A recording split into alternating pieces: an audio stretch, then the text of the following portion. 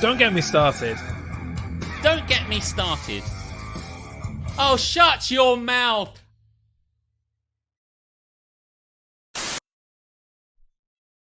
Hey, welcome in. It's the 130th DGMS, Jeremy. Jesus. H. Christ on a motorcycle. I'm Alex. There's my name, and there's Jeremy's name, if you didn't know. And now, if you come after that, we won't tell you our names. Go fuck yourself. Welcome in. Alex has a new shirt. Yeah, I do. Yeah. I bought a new... Well, I bought it from Sainsbury's.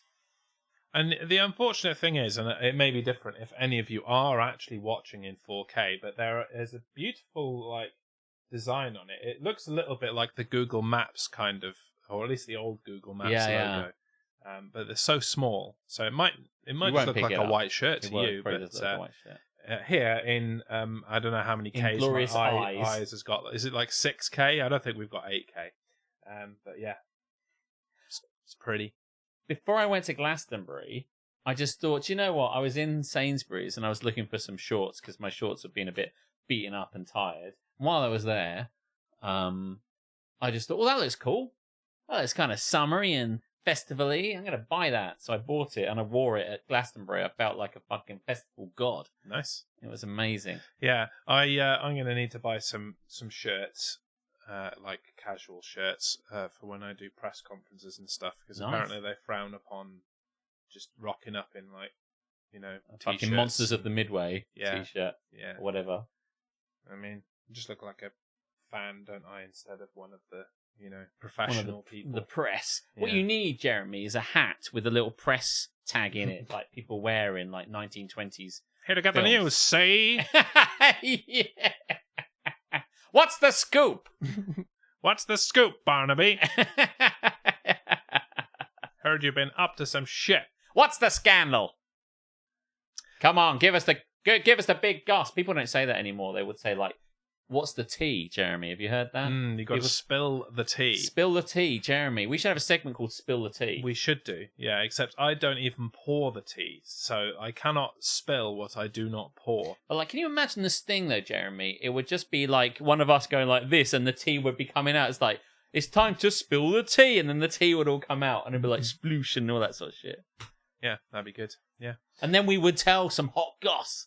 We'd spill the tea. It'd be like a scandalous gossip section. Yeah, we should probably pre-tape it, and it'll be like a TMZ type thing. Yeah, and we'll do it with do a camera and just be like, you'll be spilling the tea, and I'll just be like, in your face with the camera, and it does that kind of swoopy thing that they love to do on TMZ for some reason. Yeah, we'll do our own TMZ. TMZ. Yeah. There you go. Yeah. Thank you very much for coming in. Thank you very much also, Tamsin, for subscribing. The XGN channel, that's Grimskull's channel. It is indeed, yes, yeah. Grimskull, I think I saw, was here. Yeah, happy Treason Day, he says, yes, happy 4th it's the 4th. For anyone outside of, well, not outside, inside of the United States. Everyone outside is like, go fuck yourself, we're free, yo. I've been driving for 9 years now. Wow. That's just a fact about today. Yeah, did you also pass your test on a day that is a memorable day? Yeah, I passed my test this day 9 years ago. Yeah, I passed on Valentine's Day, so I will always remember that. Also, my half birthday. Okay, yeah, that makes sense. And then I went away. It was a proper Independence Day thing. I didn't go away in my car. That would be very fortuitous, but it was a real kind of liberating experience because I was past it. And then I was going off on holiday, and I felt very kind of happy and stuff. That was 9 years ago. Nice. But yeah, I'm wearing a new shirt because I figured it was really nice and summery. So despite that fact, it's fucking rainy as shit. It is absolutely hammering down. Yeah. It's a good job we're using these microphones and not the lapel mics, because we would totally hear the rain, and it would be very ambient. That's true. Yeah, he's wearing a new shirt. I'm wearing my new hat. Thanks for fucking noticing, pricks. Is this the one you were talking about because it had the symbol on the... Yes. So my previous Chicago White Sox hat that's pretty looked cool. Like this on this side. That looks really nice. This is 12-year-old Jazz. And really? then on the back, it's got this it's very NBA crisp. logo, which is embroidered rather than painted. Yes. Which is nice. Yeah, it looks nice. And then my old hat didn't have that. It was just black, and it made me look like I was wearing like a bandana, but not even a good bandana, just a shit plain black bandana, like I'm a Crip that shopped at Walmart or something. Do the Crips wear black? No, they wear red. I don't know what they wear. I'm not up with gangs. Or is that the Bloods? I don't fucking know. GTA taught me nothing. We learned nothing. Welcome in, though, everybody. See Dr. Fruitpats here. Hype train is close. Well, maybe we didn't manage to get that. But anyway, I think Aletha says it's just at the top. I still saw Alex's pink shirt. Like, you know when you do one of those seeing eye tricks and it lets you turn a black and white picture into a color picture with your brain. I still saw Alex's pink shirt.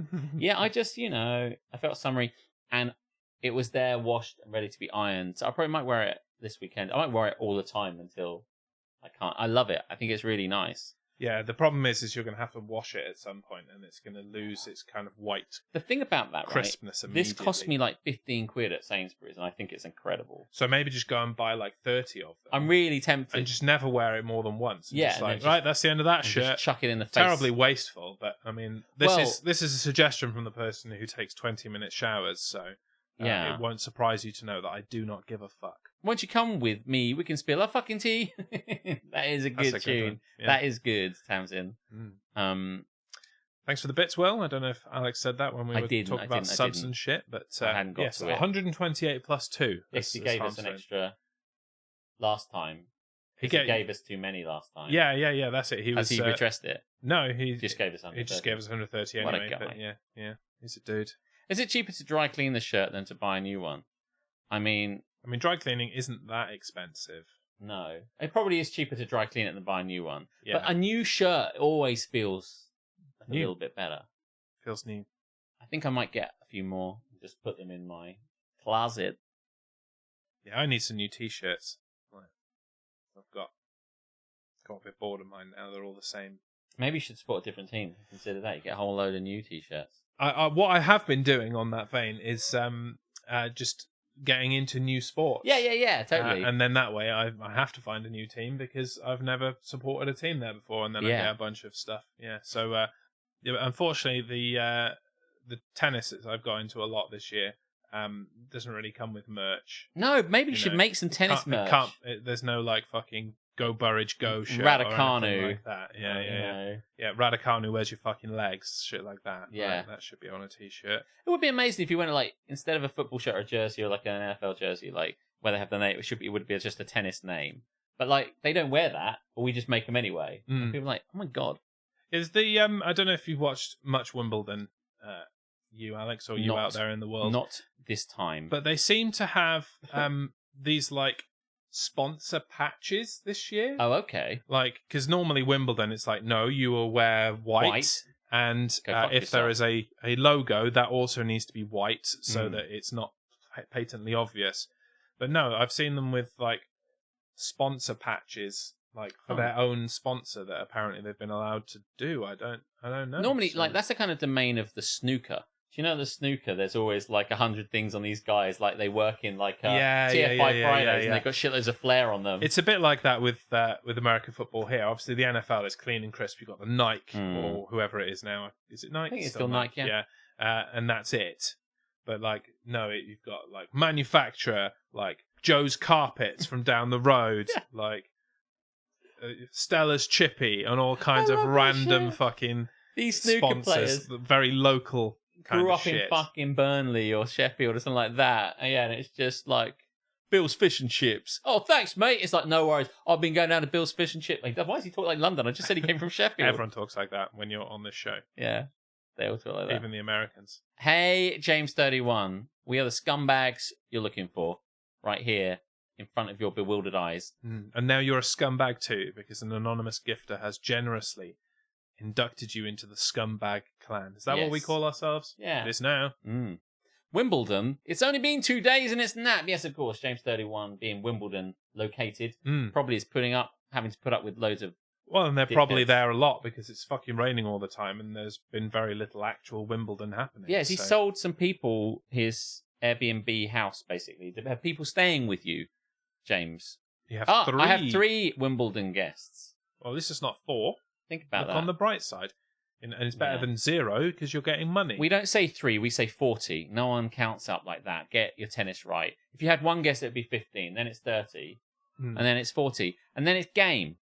If you had 2 properties and you had 3 in each, then that would be deuce. Yes, yeah. And if you had one more, you could be advantage James. Yeah. Did I talk about this the other day, how fucking dumb it is? Like, I was watching the French Open when it was the French Open. Did. I don't know if I just talked to you or talked on the No, show. tell it anyway. But, like, I was watching the French Open and they were saying random French words because it was in France. And apparently they do that in France. Go figure. But then it came to 40 all, or deuce, as we call it here, a French word. And no, the French have got their own French word for the French word for deuce. They don't say deuce, they say, like, something else. Égalité. They say equal. It's equal. Yeah, which, I mean, it's equal at many other points as well. Why is 40 special? I don't know. France? I'm pretty sure they say égalité. Yeah, I think you're right. That sounds about right. So, yeah. The fuck, France? It's deuce. Égalité. It's because the French have this whole liberty, fraternity, égalité kind of like when they overthrew the shackles of the, the terrible bourgeoisie and Louis and Marie Antoinette. So everything is fucking égalité. Oh, yes. It's a great way to, show you're not bourgeoisie playing tennis. Playing tennis, right? Do you know what I mean? Fight the system! That's why they picked égalité. But everything they do has to have égalité in somewhere. So they drop the juice. Someone's got to drop that deuce. Drop that deuce. See, I thought it might have been they were sick of all the 10-year-olds going, oh, juice, time for juice. Because that's what I used to do as a 10-year-old. It's juice time. Yes. 40 all, have some juice. Advantage me. Glug. Probably why I'm allergic to juice now, because my mum watched a lot of tennis and I drank a lot of juice. At work today, I'm doing a kind of a demand planning course. And we've invited literally... Was there a demand? A massive demand. There's like 13 of us. That sounds like good planning. And we knew who was coming. They've come along. Well, actually, we didn't. Actually, as I told you, I won't get into that here. But what I find is amazing, these guys have come around from all the way around the world. In the last couple of weeks, it's been really sunny and really kind of scorchy. And we've had a lovely time at Glasgow. It was really sunny. Presumably it's sunny down here. It's been sunny last weekend. And now, like, all these guys have turned up from around the world. This woman's come around from Australia. They come from Mexico. Yeah, Singapore. Have left the Australian winter where the weather is shit. And like, right, I'm looking forward to getting to the UK where it's summer. Yeah. Get some good weather. And they're out right now. I said to them, I can't come out with you because I'm doing this. I'm doing this for you because I want to make you have a good time and I want to make you laugh. And that's like the entire purpose of this. But they were like, are you coming out tonight? What are you doing? What's better? What's more important than coming out with us? And I'm like, being a fucking famous Twitch celebrity, actually. Yeah. I said, can you think like Dr. Fruitbat's going to be there? And they said, oh yeah. And I said, Tams is going to be there. James is going to be there. Will's going to be there. And they said, yeah, but Harmstone's going to be there. And I was like, oh. Good point. And I almost went. I'll come for cocktails. Yeah. So we're going to cut this one short. I compromised. I'll go at 9. But stuff. Thanks very much. Are you saying hello us? Or hello US? Thank you for your sacrifice, Bailey. You're welcome. You are very welcome. Always. Now Always forever. For you. Harmstone there with another sports joke. He's done so many sports jokes. Who summoned OJ Simpson? I think he does like a sports.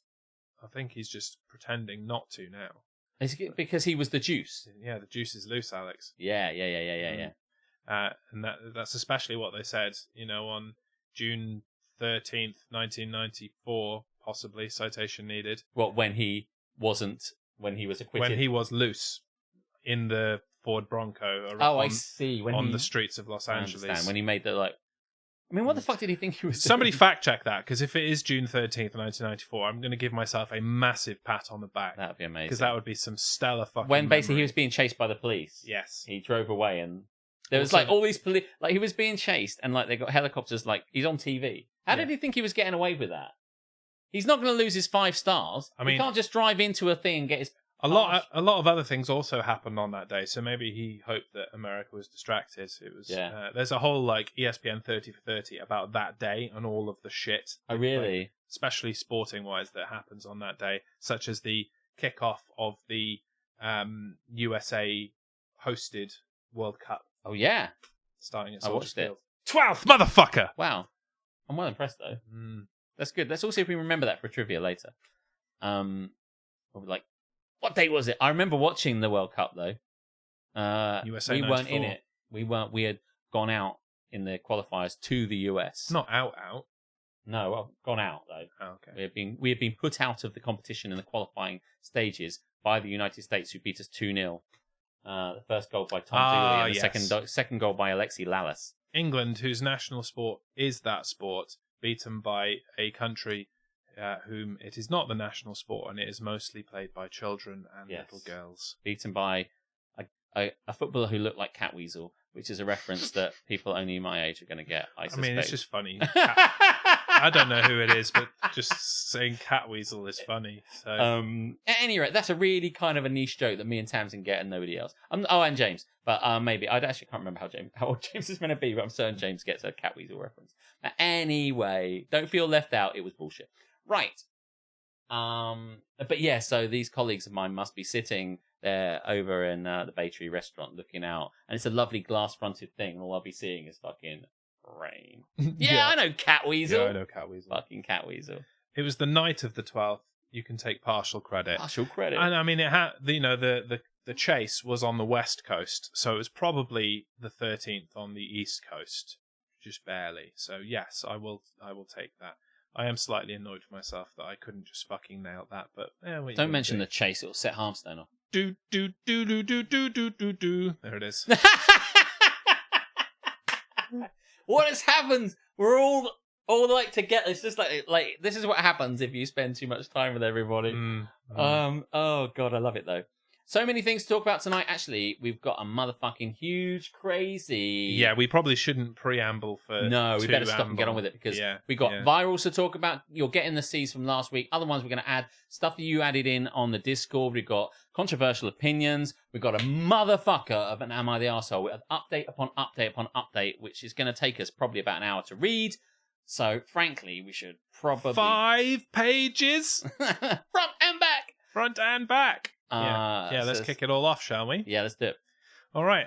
Starting us off today, yes. you will notice that all the things we're not doing have been turned off in the channel points, so go fuck yourselves. You can't do This Is Happening. You can't put any more stuff in the sea at the moment. We just don't have the time. We've got loads of stuff. So we're doing what we're doing, and you're going to love it. Yes. Let's kick off with the segment that we like to call Controversial Opinions. Controversial opinions, we hear them every day.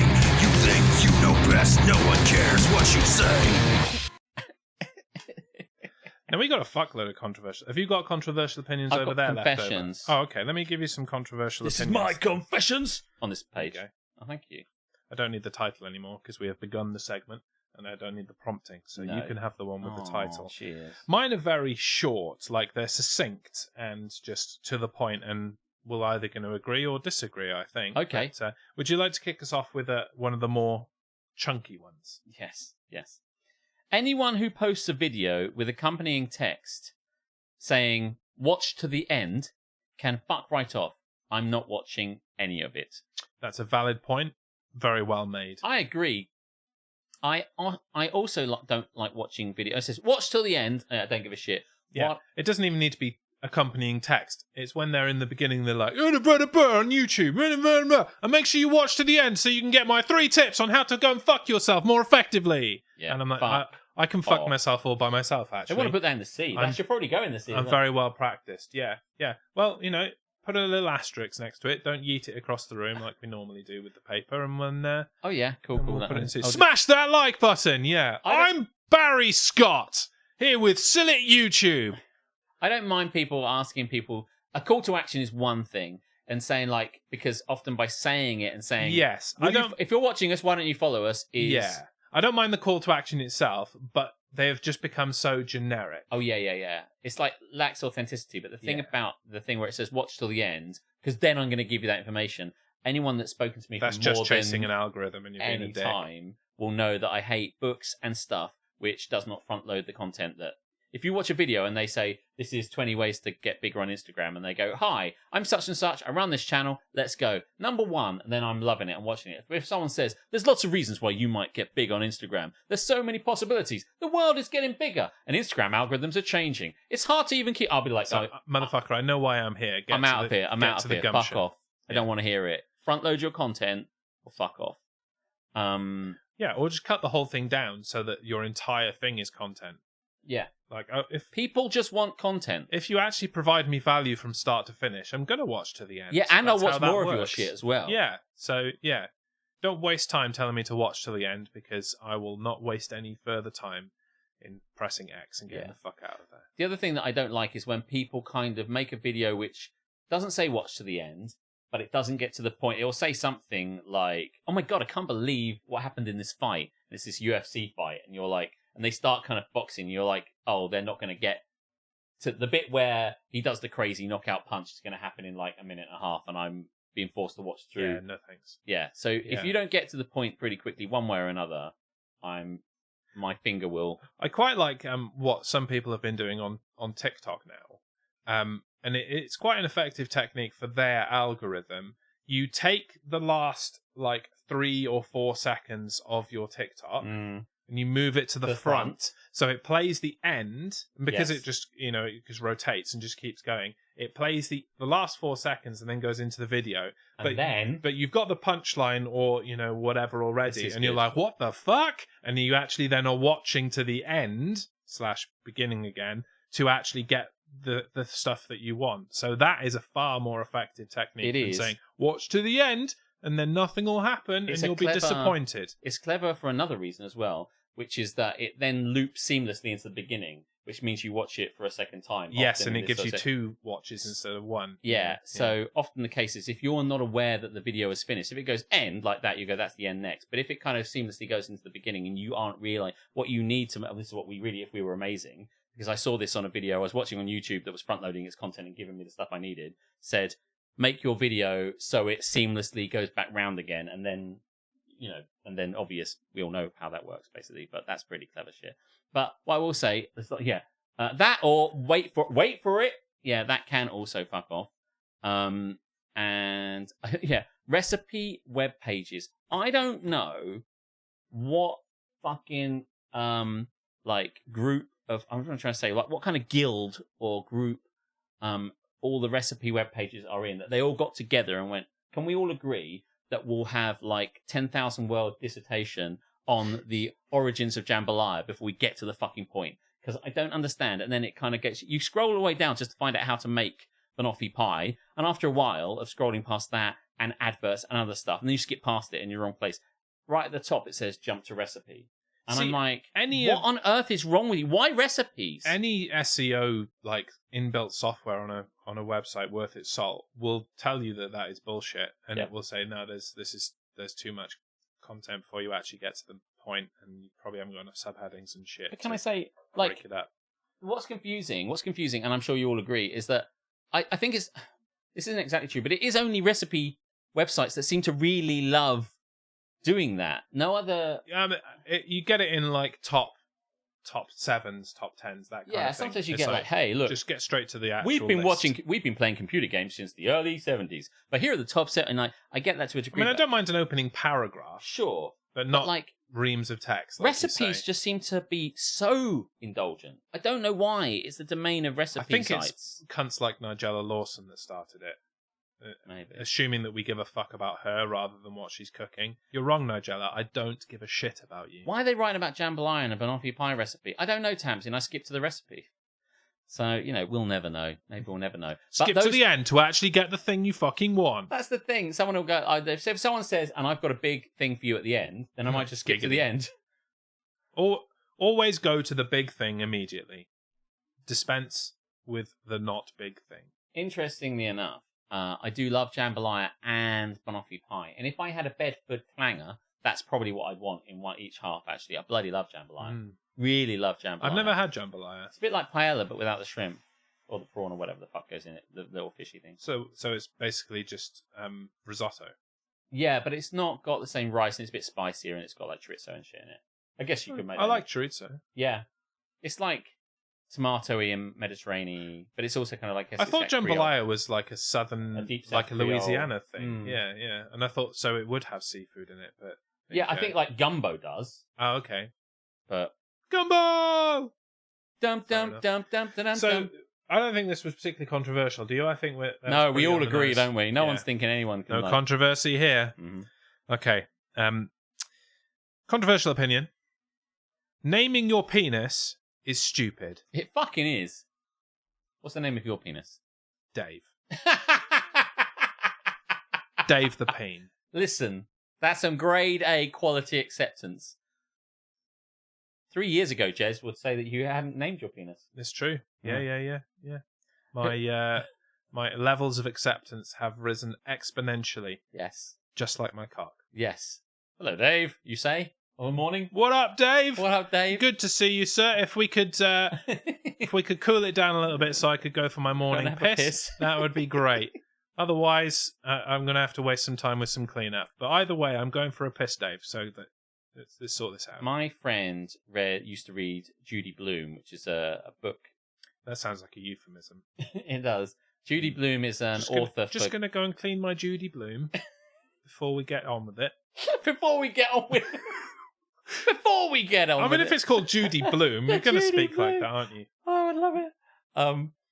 Judy Blume is an author for girls' books, basically. Books aimed at young girls, basically. Like, you know, teenage girls who read Just 17 and shit. Yeah, it's like Mills and Boone, that kind of bullshit. Yeah, it's romance books for teenage girls. And it's all about, you're kind of growing up and you're getting boyfriends and stuff like that, and you learn about sex, and it's sexy. It's got sexy in it. And then he held my hand. But in Judy Blume stuff, like, my friend read it, and she's like, it gets very sexy at this point. And in that book, I can't remember what it's called now, I used to know it, the boyfriend has named his penis. And it's meant to be this scene where they're going to have sex for the first time, and he's like, hey, why don't you come and say hi? I can't forget the name of the penis in it, but like, in the book, he's named his penis. He's like, don't be scared, say hello to Reginald or something like that. And Reginald. I'm like, oh, I don't know what it was, right? I'm not sure this is shit, actually. I think I'm quite on board with this now. I have never, If I get to name my penis Reginald, I think I'm down. Here's the thing, I've never named it, because it's fucking I never dark. have, because it's But cringe. like, how can you get... It's super cringe. But can you imagine being with a girl and it's like, hey, why don't you wake up Bob with your mouth? Or something like, oh my God, that sounds... Oh my God, shut up. Oh God, I just... I mean, I think it's probably cringe, unless you have been in a relationship for a very long time, and then you're just saying probably it get for away the fun. with it. Yeah. I'm going to refer to it as Reginald next time. Reginald. I've got a raging Reginald, Keris. Just going to slide Reginald right on in there. She writes books for adults too. Okay, I don't know. I mean, I don't know. I don't know the first... my only experience was through someone else. I've never read that stuff. Or Cox. I mean, yeah. Get a Perrin. Reginald Perrin. It's a reference to the Fall and Rise of Reginald Perrin, which I wouldn't have thought you would have known, frankly. Like me. Anyway, man, it's all coming out today. Did you go to the beach or Greece, Jez? You? No, I did not. Why do you think that? Because it looks a bit... Just because I'm red, as usual. You've been red very recently. I've been red for a while, yeah. Just warm. You underestimate me, sir. Oh, maybe Yeah. I do. Was that your one, yeah? I mean, yes, it's my one. Your turn. Well, I've got several short ones, so I might want to do a few short ones before you get to the other long one. Oh, okay. Well, I've only got one more, so why don't you give us Yeah, that's what I thought. That's okay. Here you go. One that you can engage with, especially as somebody who I believe recently saw them at Glastonbury. Not sure. Maybe. Foo Fighters are better than Nirvana. Fuck off. I agree with this, not him. Foo disagree. Fighters are better than Nirvana, and Dave Grohl should have been on vocals from the fucking beginning. I disagree. Because Dave Grohl can actually sing. I disagree. And Kurt Cobain could not. I think he can. Also, he lied in his lyrics, whereas Dave Grohl is telling the truth. Dave Grohl has told the truth in every single song. What has he lied about? I don't have a gun. I'm so glad I teed you up for that. I didn't know where that was going. Exhibit I A. swear and I don't have a gun. He said it a lot as well. It's not like it was a passing lie. He really tried to sell us on that shit. And yeah, liar. Unless you believe the conspiracy theory, of course, that Courtney Love killed him, in which case he might be telling the truth and that she had the gun. Yes, I don't believe for a second that she killed him. I don't either. No. What we'll say is that I think that Jez is right and that Foo Fighters are way better than Nirvana. I'm glad you've come around to my way of thinking. That's Alex. the end of this segment. Like many grunge bands, like it was the same with Pearl Pearl Jam and fucking Soundgarden, everybody. The lead singer has this kind of grungy voice, and that's no different from Kurt Cobain. But I don't really listen to the Foo Fighters. They've got a lot of great songs, though. Yeah. I never went to see them because they were too packed out at the Pyramid Stage and got there too late.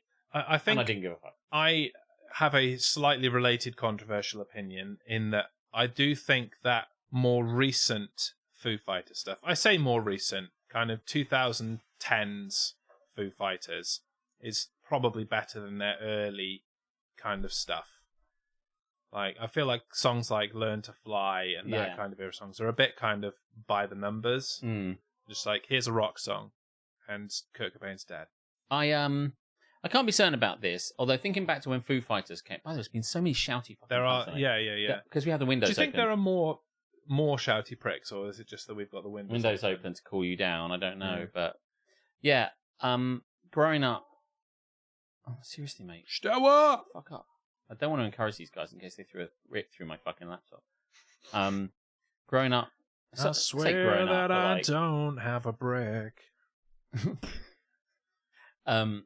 Yeah, I mean, Nirvana Nevermind was released in like 91, I think.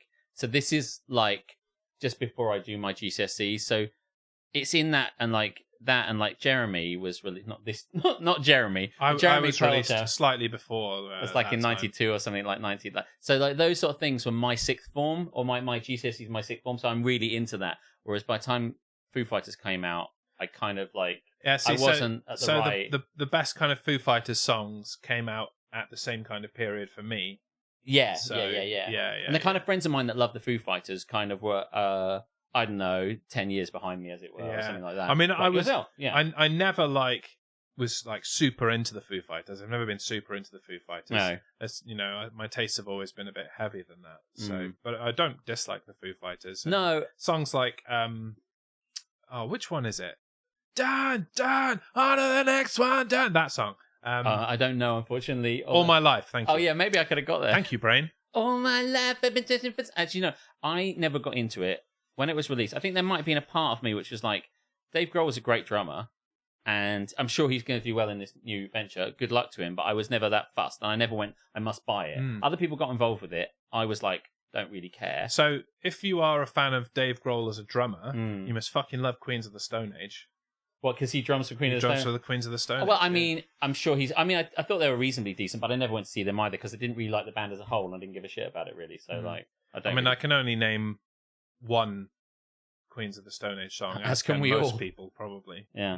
But I guess my point, I suppose, is that at the time when Foo Fighters came out, I didn't give a fuck. I didn't give a fuck. I mean, we just lost Nirvana, and it, kind of the whole thing fell apart, and it's this kind of bittersweetness about all that shit, and I just kind of thought, fuck it. And then as it progressed, I never really latched onto it. And once we'd had like 25 years gone past of the Foo Fighters or whatever the fuck, by now I've just never... Once you've not gotten bored a bandwagon, it becomes increasingly hard to get on board the bandwagon later on. And then when they played Glastonbury, everyone was like, oh my God, it's amazing. And I was like, oh really? And then I got into this awkward feeling like, oh, you think they're not... Yeah, right? And then Dave Grohl proceeded to kind of join everybody on stage. Like anytime someone said, and now we've got like Chrissy Hynde brought him on stage, fucking, Guns N' Roses brought him on stage, had his own show, and I'm like, fuck me, Dave Grohl, but I mean, he's a he super seems nice cool, guy. though. Yeah, he seems like a really great guy. Like he's always being I've got nothing against them. Papped doing like really nice things like food kitchens and stuff. Like seriously, what possesses that house you? Across there is like full of cunts. What possesses you to just think, yeah, I'm just going to shout up a street? Well, what part of your brain is broken that thinks that's acceptable? I just don't understand these people. But get a podcast and be a prick on there instead. Honestly, do what cool people do. Fucking assholes. I know you can't hear them. I know nobody can hear them, but oh, lucky you. Yeah. So I don't agree. I think Nirvana's better, but that's just like your mileage may vary, right? Yeah. In conclusion, Alex is wrong. Moving on. They're just like, I just think with Nirvana and a lot of that bands around, like they just had like a style that I just love. I feel with Foo Fighters, they're just like they could be just another kind of... Foo Fighters remind me of Red Hot Chili Peppers in a way. They're both kind of like that sort of time and good, decent, cool bands. And I just don't think there's anything that marks them out. But they're really good, so I don't know what that means. I'm going to do one more from my list, then you're going to do one, and then we're going to move on. Hey, subscription from Vanessa. Thank you very much for subscribing. I hope are you still in Spain? Gifted to oh, was it gifted? Vanessa. Yes. Oh, I thought because I saw her come up. Sorry, I did that wrong last week as well. well done, anonymous gifter. Freaking me out. You chose well. I've noticed Jez has pretty much always has the wrong opinion on everything except dogs, especially dogs. Can we put up a poll for Nirvana versus Foo Fighters? Because I want to just if take you the want temperature. To waste your time, go ahead. I feel I might be on the wrong side of this, but I think that Will and James are on my side for the want of having a side. But I would just be curious of what you felt. Well, if you think that was controversial, I don't know if we have discussed this before, but certainly not in the controversial opinion segment. Alex asked for a Grohl poll. Very good. Yeah. I did. Well do you think he's done witty things as the selections? He's a witty man. Yeah. No, but not on this occasion. But I think he you have failed this Grohl poll. Well, while that irrelevant poll continues on, I will throw out my next one. Definitely controversial. Scones. Scones? Definitely jam, then cream. Why would you do it any other way? Scones. Definitely jam. Then cream, they say. Oh, I disagree. So you put the jam down and then put the cream on top, says this person. Why would you do it any other way? Yeah. The cream takes the place of the butter. I agree. I think you mean scones. That's what he said. Yeah, scones. Who gives a fuck, man? It's the two sides of the same thing. Well, this is what my argument has always been. Whichever is your preference, jam first or cream first, I'm just going to blow your mind, turn the scone upside down. And then you can have it exactly how you like it. My feeling about this is that the viscosity... Who's that? Harmstone. Oh, no, I agree with Harmstone. Take it all back. Just throw it in the bin instead. There you go. That's different. How can you possibly have a preference? I don't really give a fuck all that much, but what I will say is that the feeling of adding cream is often is very viscous and very like slow moving, and you know what I mean. And so putting that onto jam, which is a little bit more runny and slimy, means that I think you're going to end up putting it into it and mixing it up a little bit. What I want is in my head, a solid creamy base that's like solid, and then you put the jam on top of that because it's just a mixing of the two viscosities. I mean, if I were to... Does that make any sense to people? If I had to be forced... Oh, look, Nirvana wins. It's incredible. Yeah, it's not a decent enough sample size, unfortunately, so it doesn't count. Work with what we've got. If I had a gun to my head and I had to prepare a scone... Given to you by Nirvana's lead singer, Kurt Cobain. Yes, who lied about having the gun, as we've previously mentioned. I would probably put the cream first... But that's on the basis that it's kind of like rice pudding, where you put the jam on top of the rice pudding. Yeah. Well, yeah, like in a Muller, in a Muller corner, you put that, you like drop the thing into it. Yes, yeah. Or even like a fruit corner, like corner yogurt. You don't tip the giant yogurt side into the exactly. jam, do you? So... And to your point, Aletha, are people putting it onto the jam? Yes. There's a big thing about this in the Lions at Curious Pastimes. Is that they got, because they're all Albion and all Englishy kind of stuff like that, they've got a big kind of what comes first. And yet, whilst you can put them both together, you get it's not like they're getting two halves and going jam, cream, put them together. What they're saying is it is correct, and there is no other way to think about it. You get your scone, you put the jam on it, then you put the cream on top of it, and then you put the top on it. And there's no turning around. Turn around. Scone eyes. May have bought some Muller rice earlier in life. Yeah, I think the contention comes from the fact that one of these things you're putting on twice, aren't you, basically? Yeah. Because so either you're putting jam on both parts of the scone and then putting some cream in the middle and then merging, or you're putting cream on both parts of the scone and putting jam on top and merging. Oh, I never thought about it as being like a sandwichy thing. Because otherwise it really doesn't matter. Just turn it upside down. Yeah. No, it doesn't matter. If you're just doing 1/2 jam, 1/2 cream, that is what completely irrelevant. It's never been jam, cream, or cream, jam, cream. Then it's completely irrelevant, and anybody that argues about it is a cunt. Yes. I just don't understand why anyone would seek to make their life harder by kind of taking something which is runny and then trying to put the less moving liquid, not liquid, you know what I mean, into that, I think surely you find yourself with a with a base, and then, but yeah, you eat your scone half at a time unless you're animal.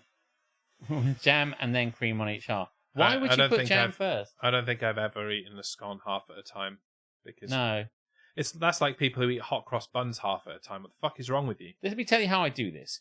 I take my scone, which is in half, however I cut it in half, where it's come pre-cut, and then I put some clotted cream on one, so it's a lovely kind of luscious daub of it, and it's like a fucking blop of it. 1, put your scone in the box. 2, put your jam in that box. 3, put your dick in the jam. And that's just how we do it. So I've got a big daub of clotted cream, and then I like take the word daub. Yeah, a real fucking blop of that fucking that's on there. It is very onomatopoeic. And then I get my jam, which is runnier, and that goes slop. And I slop that on the top. So now we've got a big load of fucking clotted cream. Daubing and slopping. A daub of that, a little bit of raspberry jam or strawberry jam, because I like both of those. And then the top goes on squidge, and then I go, and that's what I do. And if you'd like further daubing and slopping, you can subscribe to Alex's OnlyFans. Your jam should not be runny. Yeah, I'm over-egging the jam. Why are there eggs in there? Because I'm trying to explain my thinking in terms of viscosity. Yes, the jam is not like super runny like water or like something like that, but I'm thinking that your jam will be squidgier than the clotted cream, so you need to do foundation and then squidge it. You would clotted cream? Yeah. That's why. Yeah, clotted cream. That's what I think of it when I think of a cream tea. Okay, yeah. I'm not thinking of single cream or double cream. I'm thinking of the wrong cream. It's the wrong cream. Yeah. The other way would work. I just feel like you're kind of like going uphill on it a little bit, you know. Basically. Hey, welcome home. Only jams. You should do it. But anyway, I don't think we're really going to. I don't really give a shit about getting into it. I would never care enough about it. He doesn't really give a shit, but he just spent 10 minutes explaining how you should do it. Yeah, no, don't do it. Do it your own way. But I just don't understand why you. It's a bit like going like, I want to build a house. You can scone your own way. It's a bit like building a house and then going, well, I'll put my brick in a swampy thing and let it kind of go like get your foundation, put the less substance thing on top of the substance. Yeah, you've got to build your house on the solid ground. Yeah. Don't build it too near the shore. Yeah. Don't put it on quicksand. It'll work, but you'll be like, I think. Yeah, you'll have to do it twice, and you'll have to build your house once more. It's true. Facts. It'll work. It just seems weird to me. That's a spilling of the ice cream of the cream tea. Yes, yes. What have we got as our final contro opinion of the day? TikTok is absolutely abhorrent. People spew made-up facts for a few minutes, and as long as they speak with enough confidence, they can easily trick a bunch of children, much like teachers. Did you know TikTok is owned by the Chinese company ByteDance? Around 34% of all users post each day on TikTok, and that 100% of the population of Liechtenstein use the app. I don't think that's true. Did you know... Well, who wrote this? Where did you get this from? Where did this come from? Citation needed. TikTok is absolutely abhorrent. I don't agree. People spew made-up facts for a few minutes, and as long as they speak with enough confidence and they can easily trick a bunch of children. Same with YouTube. Same with fucking internet. Same with anybody. Same with anything. You know, the fucking Mirror Group or any fucking tabloid kind of stuff has been spewing fucking bullshit into your faces via newspapers for fucking years. I don't see you not buying the fucking Daily Mail anymore, do I? And as it turned out that I learned the other day, it used to be by television as well. Did you know that the Mirror used to have their own cable network? Did not know that. Yeah, in the 80s. So, like, effectively, as opposed to TikTok is such and such, insert whatever, is absolutely abhorrent. People spew made-up facts in any newspaper, media. Yeah. Media spew made-up facts and you believe them. That is the problem. It's why are you picking on TikTok now in 2023 when literally every newspaper, tabloid or otherwise, in this country has been doing it since the dawn of time. There is bullshit everywhere. The reason why we're all so readily controlled is that no one ever taught us to think for ourselves. You were sent to school to learn facts, not how to think for yourself. So as a result, we came into the real world and everyone told us shit like, oh, by the way, England's full, fuck everybody that comes from a different country. And everyone went, oh yeah, that sounds totally reasonable. I never thought for myself. So don't have a go at TikTok. It's all out there. And as for I think 100% of the population of Liechtenstein, there may be some true facts there and some not true fake facts, facts to prove the point. Did you know that TikTok is owned by Did you know TikTok is owned by a Chinese company, ByteDance? ByteDance. Yeah, and even if that was like, is that true or not? I don't know, but it sounds a bit racist. I know they're owned by a Chinese company. Because it seems like the person is angry about the fact. Did you know TikTok is owned by someone from China? I'm like, who gives a fuck? ByteDance is true. Yeah, because it used to be Musical.ly. Musically, yeah. That. Around 34% of all users post each day on TikTok, and that 100% of the population of Liechtenstein use the app.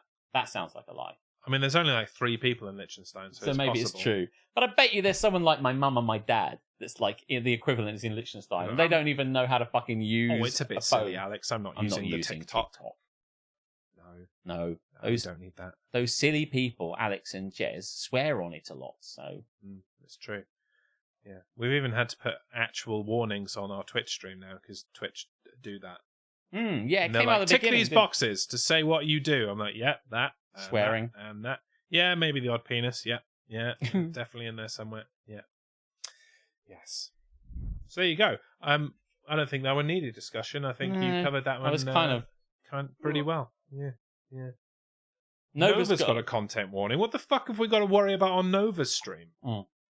It's because he keeps saying the content warning is that he horrifies his viewing public by saying Voyager is bad. That's where that joke was going. I've often been put off by Nova streams because he says that Voyager's sexual bad, content. Well, he says, "Oh my, oh my." Right. There you go. I just spent 2 days actually debating the role of education and getting people to understand this. So get out of my brain, guys. No, you get out of our brain. Yeah, we should be teachers. We were teachers. It was our brain first. Yes. And you can't have it. No. I don't know what I'm saying. Yes. Just saying words. No. Anyway, that was Controversial Opinions. Yes! And that was fun. I think some of those will definitely make the Abhorrent app. For sure. The Abhorrent app. That's what we'll call it from now on. Yes. The Abhorrent app. When we don't want to name it, it'll Abhorrent. be the Abhorrent app. Now then, do you remember where we're going next? Do you remember? No, so we wrote it down. Something on viral. Going viral, Jeremy. Oh, yeah.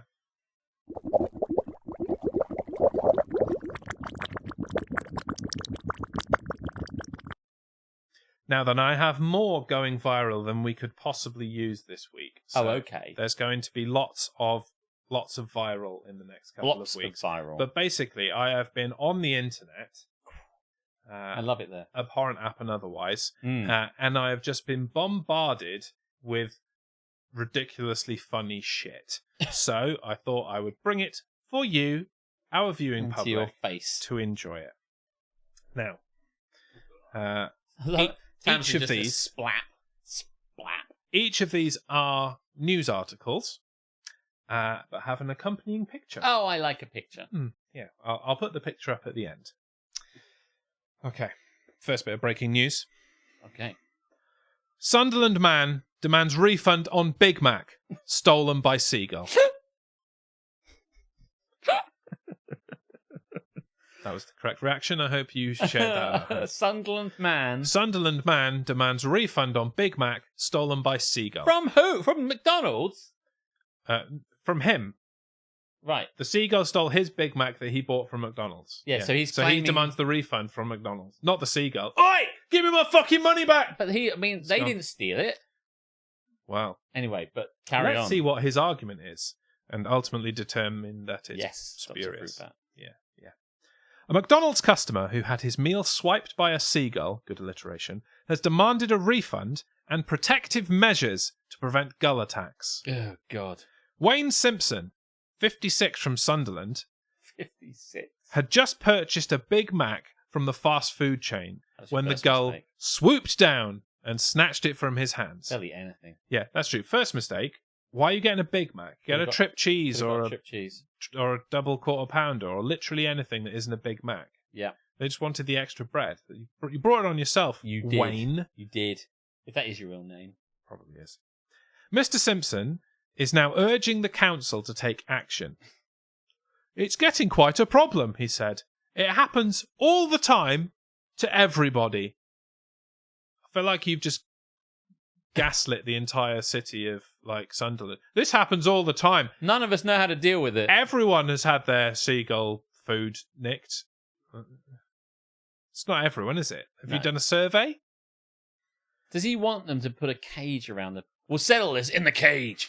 Around the Big Mac boxes. Just pay the fucking attention. Do you know what I mean? People who lose their chips and shit to birds, just stop fucking holding them like this. And yeah, you have protective measures. They're called your fists. Don't fucking eat them in the street then. They have restaurants. Stay in McDonald's.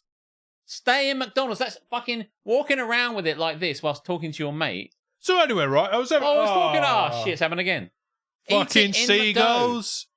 Fuck me. Fucking, if you haven't learned to take precautions... These are Cockneys from Sunderland, by the way. As they all are. Yeah. Seabirds have been getting increasingly audacious in recent years, with one notorious gull stealing crisps from the Greggs branch in King Street. This is prime local fucking reporting. There is one notorious gull. It's on a wanted poster around the streets of Sunderland. Have you seen this gull? Notorious GUL. Mr. Simpson sent an email to South Townside Council. He also asked for a refund for his Big Mac and believed it should be reimbursed for the burger from McDonald's due to it being no fault of his own that he was unable to eat it. Wrong. Hold on to your fucking burger, you twat. I'm not standing up for for birds here, but the birds are going to bird, right? Birds are going to bird. Birds are going to bird. That's often said. And they shouldn't do it. But we have to look out for these things. Birds are going to bird. If you're going to be a stupid cunt and leave your fucking shit around, someone's going to nick it. We live in a world where people invite egregious animals into their houses on a daily basis. Yeah. So I think you can put up with a fucking If you seagull. have a dog in your You're used house to this shit. And you leave your sandwich on the sofa like this and you go off for a piss and you come back and the dog's like... Yeah.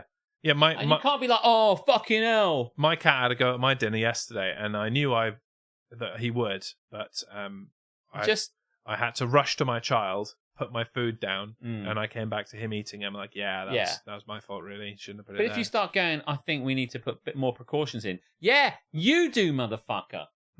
Eat in McDonald's. Once again, it's everyone that's got a complaint wants somebody else to fix their fucking problem. Yeah. They don't want to take action themselves. Not my fault. Not my fault. Sunderland's fucking district council? Yeah. It's this one seagull. He's a massive cunt. We've got to do something about him. Well, Mr. Wayne Simpson, 56 of Sunderland, suggests place a roof over King Street.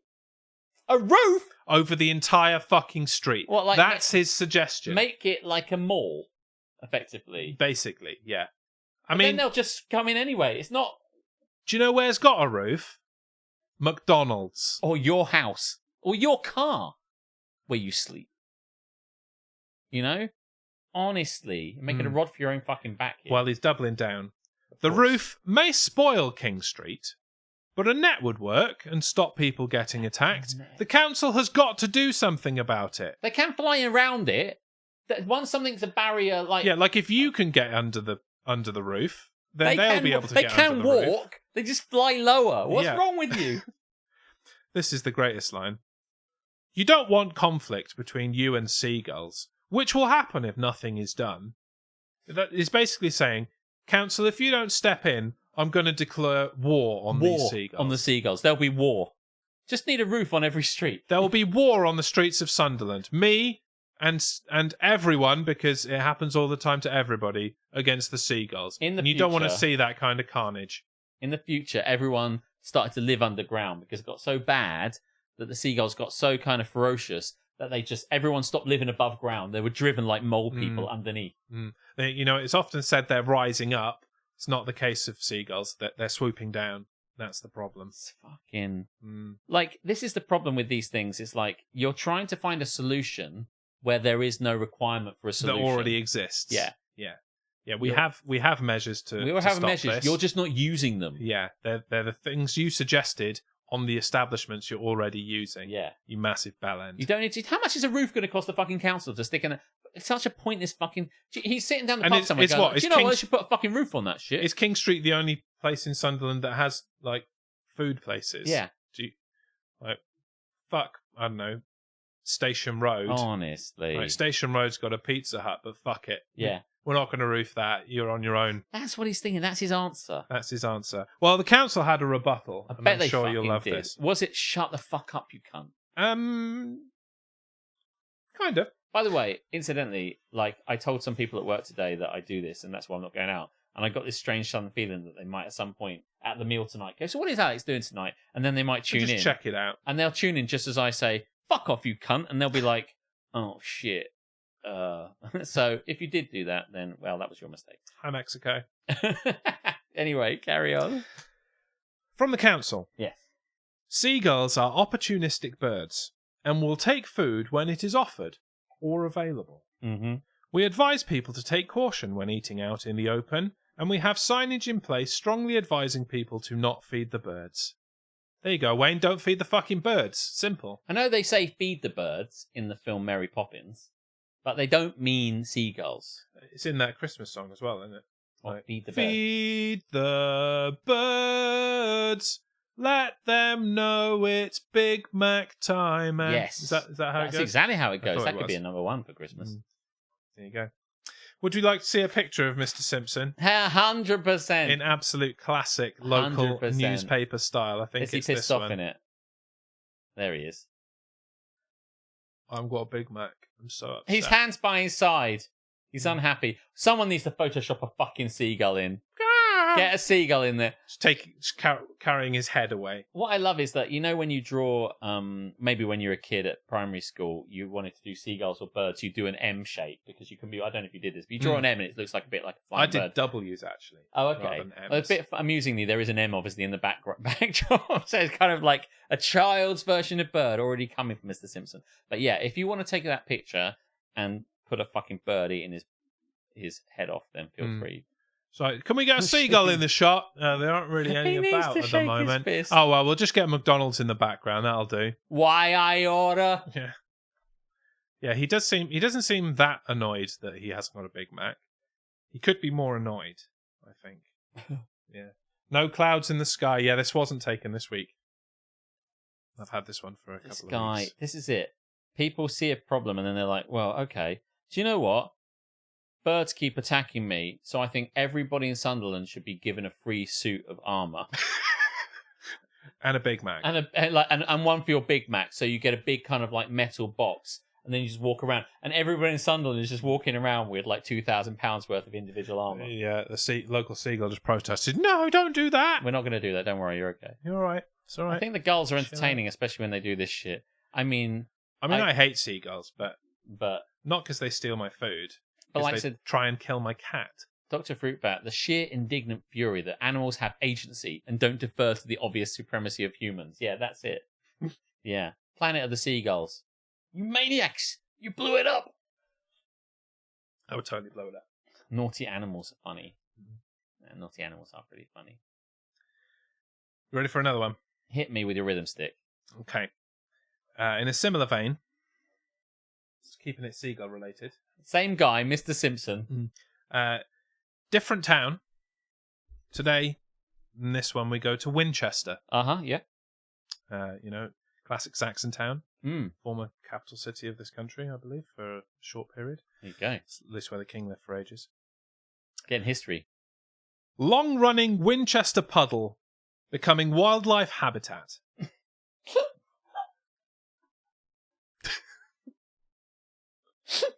Fucking long-running puddle. Shall I hit you with that again? Yeah. Long-running Winchester puddle becoming wildlife habitat. Turning into lake. This from the Hampshire Chronicle, Man, they've really got a slow news day. who clearly haven't got anything better to do. Winchester's longest-lasting puddle has been garnering publicity in recent months.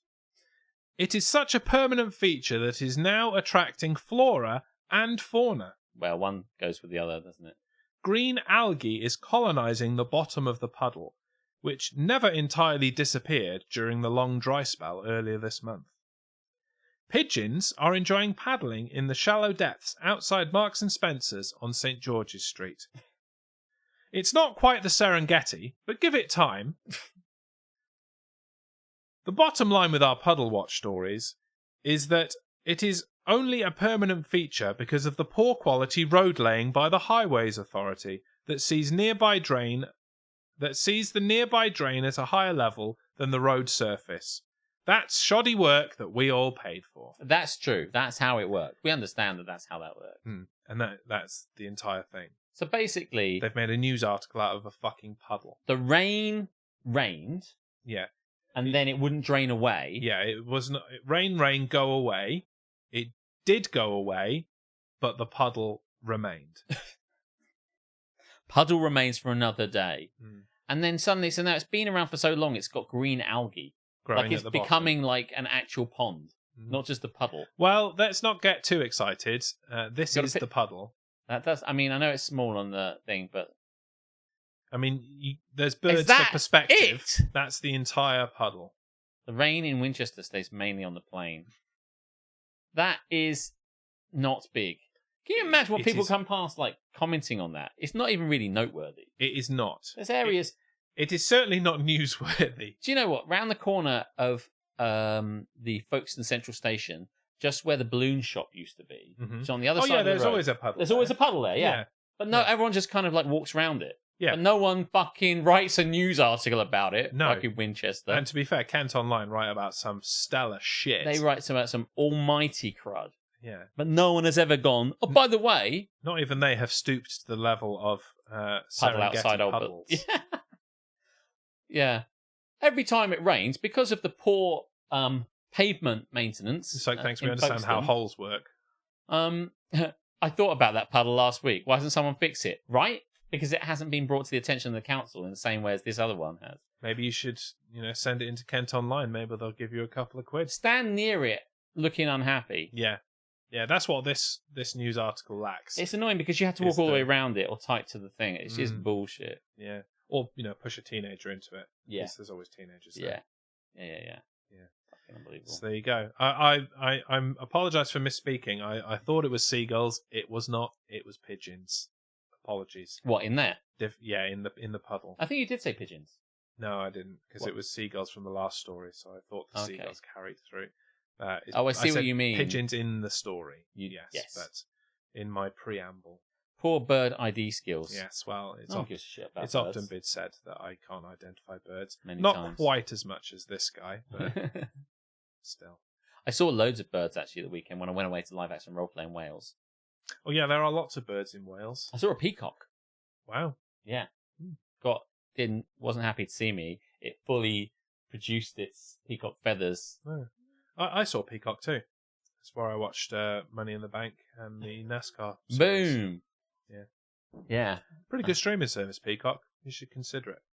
Right. There'll be a photo of Aletha in Kent Online holding up her hands in despair as she looks at the puddle. Fuck is this bullshit? Fucking puddles. That's the sentiment that you need to convey in one of these local photographs. You need a face of the fuck is this bullshit? There's bigger things happening in this country that you should need to get on board with. These are the things that you're worried about. Do you have so little to worry about in your life that fucking seagulls and puddles? If I only wish that seagulls and puddles were our only problems. If that's your fucking problem, you're not paying any attention. Be thankful with your life. Yeah. I mean, I'm just... it's a shame that the Vikings didn't overtake Winchester. Maybe then they'd have some fucking balls. Yeah. Fucking, honestly, get a grip. Fucking hell. Do you have one more or do you want to save it? I've got two more, but, I can do one. We're in a... What else? Oh, no, we probably shouldn't. No, we shouldn't, because I can see the time, and I know what we're about to do. Yeah, and that's going to be... Timey. Yeah. Okay, well, there you go. That was going viral. I hope you enjoyed it. Yes. It will be... you'll be able to look back at some of these when I eventually finish the Don't Get Me Started website coming soon. Yes. Mine. Welcome, Mojo. Hey, Mojo, welcome in. Right, lead us in to the next segment, good sir. Yes, we've got so many suggestions, so we better get in the sea. Won't you come with me? Gonna eat it in the sea. Won't you come with me? Gonna throw it in with glee. If you really, really hate it and you'd love to desecrate it, won't you come along with me and put it in the sea?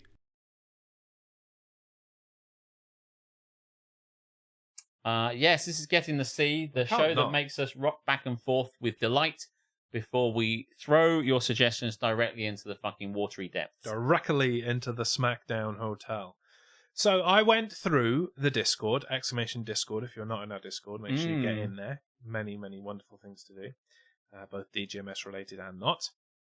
And you guys have been suggesting things for quite some time. Yes. And I have been, what's that word? Ignoring them. Yes. So I stopped doing that and wrote them all down. And now Alex is going to read out the ones that he wants to and ignore the ones that he doesn't. Yeah.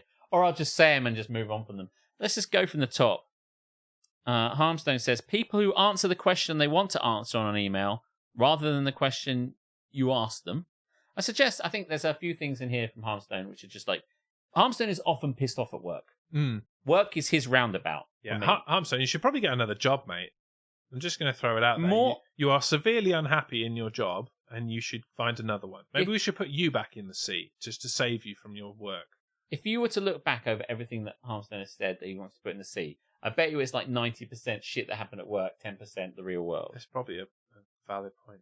Yes. Thank you, Anonymous Gifter, for furnishing Mojo with a subscription. Very nice. Very Tamsin says, see also people who answer one question in response to an email that contains 3 questions. So people don't know how to answer emails, you know? And I do know what you mean. I don't know that I necessarily want to put it in the sea. No, it's a bit of a first world problem. People who answer the question they want to answer on email rather than the question you ask them. I'm like, that generally doesn't tend to happen to me. I tend to be so clear with my stuff that they answer correctly. Yeah, but it's all about respect. They don't give a fuck about Harmstone. So yeah, that's it. If they don't answer my question properly, I block them, and then that's the end of that. Yeah. So why? If you haven't got the level of respect for me that you're going to answer my questions, then I'm not going to talk to you. Go Look fuck at yourself. this. Harmstone says, people who expect you to drop everything and do stuff for them rather than your actual job, and anyone who arranges a meeting for right in the middle of lunchtime. These are all work-related problems. I mean, that middle one... people who expect you to drop everything and do stuff for them rather than... It sounds like you've let them walk over you in the past, and now they're reaping the rewards of that, so that's on you. Yeah, I just send them a little message saying... That's not my job! That's not my job. Anyone who arranges a meeting for right in the middle of lunchtime, well, I'm not attending it. I'm on lunch, so it doesn't really matter what they do. Yeah. Just because they've put in the meeting doesn't mean you have to actually go. Yeah. It's like I was at lunch. Just send them an email they're not going to read saying, it's lunchtime, I'm not coming, see you later, thanks, bye. I just go to the thing and put like decline and decline without response and just fuck it off. Oh no, I get told off if I say no to that person. So, what are you, 12? Oh, very, very, I know, right? These are just people. Yeah. Just time to go away. Yeah. Jogging, says Harmstone. Fuck off, Harmstone. I like jogging. I've gone back jogging. Oh, cool. You've gone back. So when you said I've gone back jogging, it suggests that you now jog in reverse. The backwards man. You were like looking over your shoulder like this. I can walk back as fast as you can. Back jogging. It's the new jogging. Yeah, I would definitely fall over and break my leg again if I did that. Imagine if you convinced people that back jogging was better for you because it used the muscles in a different way. Yeah. So you run the first 5k forward jogging and the second 5k back jogging. This sounds like an excellent April Fool's video for next year. Right? Back jogging. Remind me. Someone put it in your diary. Back jogging. Remind me to start making the video in March for back jogging. Maybe you should just jog forwards and then we'll just play reverse it reverse. The video. Yeah. I'm not actually going to run backwards. That's fucking stupid. Yeah, it will hurt you. It's ridiculous. Yeah. No, I've gone back running. It's going very well. I even managed to run on back-to-back days. And previously, I would run one day and then have a break, die the next day, yes, and then be okay for the day after. But no. Always. Can we put work in the sea? It's a stupid idea.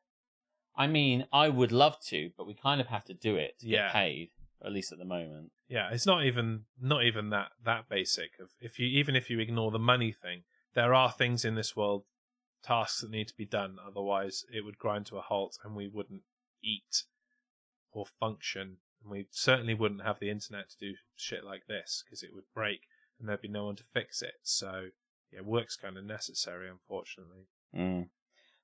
Aletha says word games. Crosswords is a word game, so no.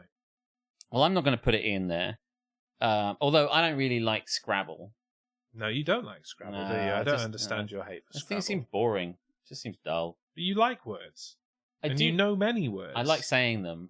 But I can't be bothered to look at an array of... so you can't spell, is that the problem? I'm an incredible speller, I just don't give a fuck. I've always been good at spelling. I think I said this last week, actually. It's really strange. I'm not good at maths, I'm okay at maths. But like spelling was something that came to me more naturally. But the idea of having to sit around with a rack of like 7 tiles and trying to work out what to make a word of. Oh God, no. Let's play Scrabble. Can't wait. It's gonna be great. Let's not. I mean, if you want to, I guess we could. But it just feels to me, even though I'd have to buy Scrabble first. It's No, probably don't like £50 now. I know, right? Like, there's a billion better games than Scrabble. That may be an exaggeration, but there are a lot of better games. I mean, I think in general, you don't like generic, kind of tried and tested family board games. You're just not there's like, how are you going to keep them down on the farm after they've seen Gloomhaven? There's just like so many fucking amazing games, and just Scrabble just looks like, back in Victorian ages when for Christmas you got like a hoop and a cup, and you tried to get the cup in ball in a cup, and you're like getting the ball in the cup, or a hoop and a whip. I remember this back when I was in, around that time.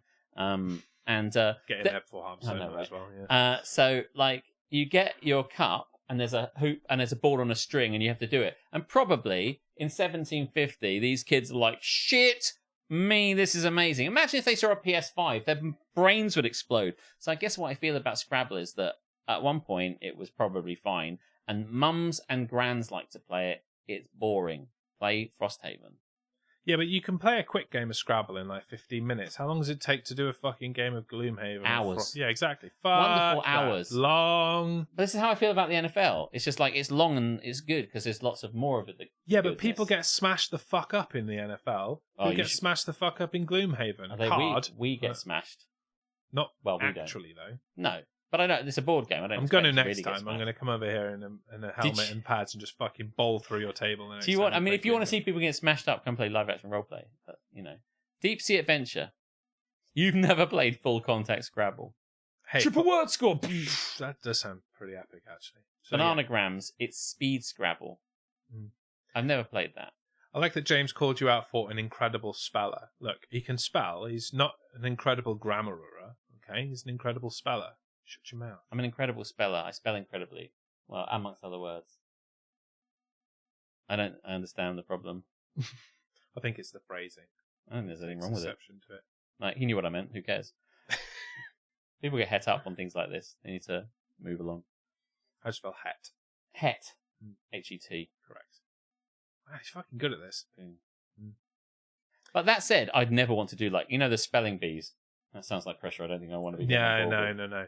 But spelling if they have in front of people, that just sounds like there's people for a start, so it's bullshit as we feel quite confident as a kid that I could have probably done that all right, but I don't know. But those guys are really fucking shit. Yeah, I'm glad that they're not a thing here, because I would have been put in for them as I would have 100%. Probably the only person in my class that could spell. I had just a natural understanding of rules and when to break them, and it just came to my brain, whereas other people in maths world would be like, oh, you understand maths and algebra, and I'm like, not a chance. But I'd know when things were right and wrong, and I don't know. When people spell definitely, but they spell it defiantly, something like that, and I'd be like, what the fuck are you doing? Or the difference between lose and loose, and people kind of goes, I can't believe I for a long time. How is it?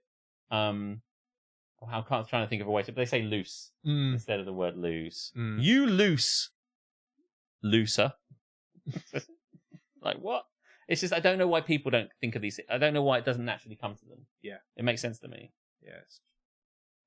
But yes. Yeah, definitely was a word that for some reason I had a mental block for the longest time. I'm fine now, but like all the way through my teenage days, I was like, is it? No, it's not it. Words that I would find difficult to spell or remember. Itinerary is a difficult one. I would harder words I was fine with. It was just ones that really you should know, like liaison and stuff like that. But I feel that's all kind of fine. It's just these are just specific words that kind of always trip me out. I always got disqualified in the first round in the spelling bee. Oh, really? I see. Dressed up in black and yellow and just ran through stinging people. He received the word disqualified. Not that kind of bee, Bailey. Jesus. You're fired. Get out of here. That amused me. Loose the aptitude. Okay. My apologies. Play Deep Sea Adventure instead. Deep Sea Adventure is incredible. Have you played that? We played Deep Sea Adventure. I don't think we did. Oh, man, you got to play it. Everyone drowns in the end. How long does it take? Not very long. Cool. Not very long. Sounds good to me. You play it in like half an hour. Perfect. So in a 2-hour span, you can drown multiple times. Oh boy, can you? Sounds and you like will. you will. I love it. It's such a great game. Okay, Scrabble and Deep Sea Adventure Day. Let's do it. If you want. But word games, Aletha. I mean, I don't know. Are we not putting anything in the sea? I guess I should put that in the sea. When I was copying and pasting these, I was like, none of these are going in the sea. You guys need to step it up. Maybe I want to put word games in the sea. I guess I don't feel overwhelmed with it. I think these things need to, Jeremy, make me go, oh, God, you're so right. And I don't think I felt that way yet. Yeah. So whilst I answered to Tamsanaki's earlier question of like, we're not putting first world problems in, I guess we would. I just think that they're not. We don't want to give Godzilla unnecessary work. It needs to make me go, yeah, and like word hasn't games. yet. It's like, word board games like Scrabble. I mean, if you want to specifically put Scrabble in the sea, I would do that. Reasonable. I would do that. I think it's a waste of everyone's time. Okay, go on then, declare it. Scrabble, get in the sea. Wow. Outrageous. Ben from Bedlam says personalized license plates. I mean, there's an easy solution. Don't buy one. Yeah, I mean, does he mean like somebody else buys? I mean, not for him, but for seeing them that other people have them, and it says "Cool Man 2" on it. That's probably not what it says. I mean, for me, Cool Man 1 was taken. It highlights the cunts out there. Yeah, it's easy to spot them. Yeah, you're like, right, stay away from that prick. They're not going to be able to drive. And like personalized number plates sometimes don't follow the conventions of the thing. They'll have like an italicized thing. Yeah, well, they would be illegal plates because even the personalized ones still have to follow the the formatting of a number plate. This comes back to like this feeling I have, which is the rules don't apply to certain people. But they're like, it doesn't matter because the police won't see it as enough of an issue, so they'll just let me do it. And then sometimes people, in order to spell a certain letter, they'll put, you know how the screws are in certain places, and you put a black they'll cap. put it there so that it fills the space. Like, yeah. Shut up. Yeah, but you're right. It is a kind of, there are certain things that are, very illegal and very inconvenient, and the police will not administer them. Like people reversing out into roads. Right. Illegal. I saw that. Well, I was driving back from Wales, and they had someone with them. It's rife in Wales. Reversing backwards. Reversing into roads. It's like, reverse into your property when you get home. Yeah. Then you don't have to reverse out into the road illegally. I don't care that much about personalised license plates. No, I feel like we're not putting anything in it. The price of literally everything at UK service stations. I mean, I don't know what you fucking expected. Yeah, I mean, that just highlights piss poor planning on... of course it's expensive. You're in a service station. Yeah, you literally can't go anywhere else. They've got you there. You can, but it'll take you time to get there. Like, take sandwiches with you, fuel up before you go, or just drive on a little bit and come off the motorway, and there will be normal shops there because that's how towns work. This is how I feel about like when people say, I went to the pub and that pint of beer cost me £6. Don't go to the pub then. I can get it cheaper at the supermarket. Go to the supermarket then. Because it's cheaper there, because you're going to take it and buy it at home. Yeah. You're paying for an experience of drinking it with your friends in a pub and enjoying yourself out. Yeah. Have you considered your own overheads while drinking that pint? If you consider the price of your mortgage and the electricity, of course it's cheaper at home. And the cost of washing the glass, you're actually probably paying more per pint at home than you are in a pub. They're incomparable. What are you talking about? Yeah. I don't want to put that in the sea. No. Aletha says phrases with gender qualifiers, e.g. bride tribe, male nurse, manny, a male nanny. Right, we might actually be on to something seaworthy here. Yeah, can we explain this a little bit more? We just don't like things that, there's no requirement saying male nurse. No, it's just say nurse. Nurse. Yeah, I mean, sure, we don't, but bride tribe, girl boss, oh yeah, well that's horrible. But like bride tribe just sounds like something someone said because they've gone on a hen do. Because they're the bride tribe.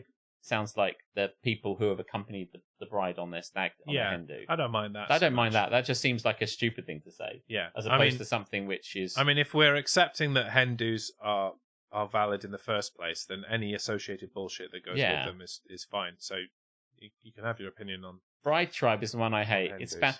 That would be going to see in the same way that fucking Cosy Lives and Ali Pally goes in, like dumb shit. Yeah. But for some reason, I don't know. I mean, we don't have this problem as men because we have entourages. Yeah. Because we're cool.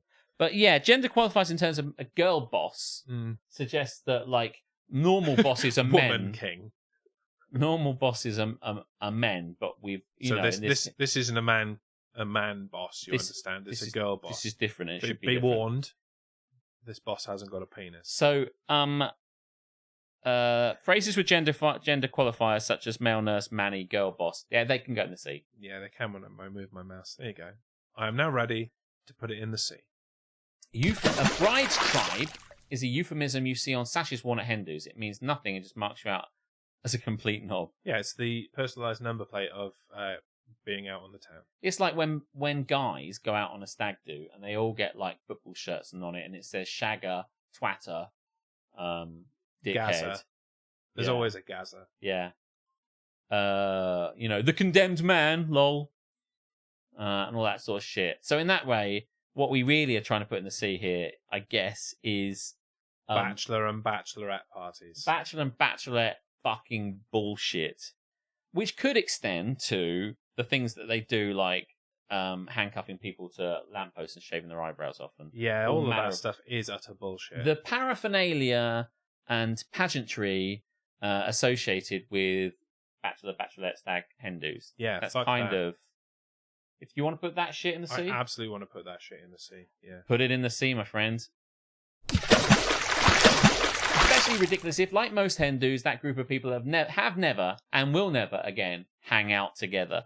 That is true. It's a strange thing that the stag do. It does bring together groups of people that would never actually convene otherwise. Yeah, because I think, about the people that I know, I mean, in general terms, they don't know each other, but like, if I were to get together people from different walks of life, like some of my LARP friends, all that sort of stuff, they wouldn't necessarily know each other.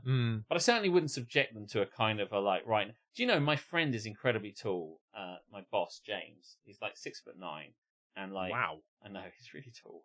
And every time I see him, he just seems to be taller every time. I don't know how he does it. And so... It's just because you're getting old and you're shrinking, mate. Maybe I'm shrinking. My dick's the same size, so maybe it's not. What, mine? Oh, really? It's strange. It's just, thanks very much, Mo. It does have a tendency to drift. Oh, I did notice the other day, actually, complete aside. Luckily, we were wearing the lapel mics at the time as well. That's strange. But you touched the microphone arm, and it made you really quiet for like ages until you touched it again. Yeah. But obviously we weren't broadcasting these mics on that day, so they didn't know.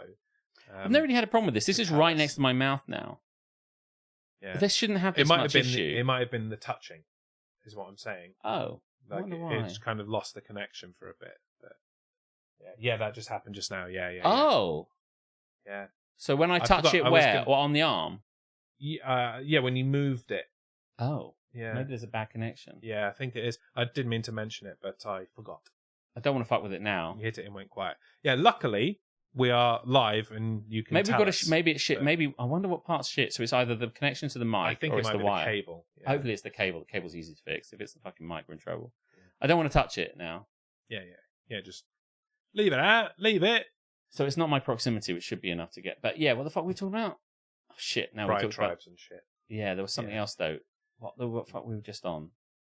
Oh fuck! Bringing together groups of people for a stag do, so you'd have LARP people, your tall boss. Oh yeah, my tall boss.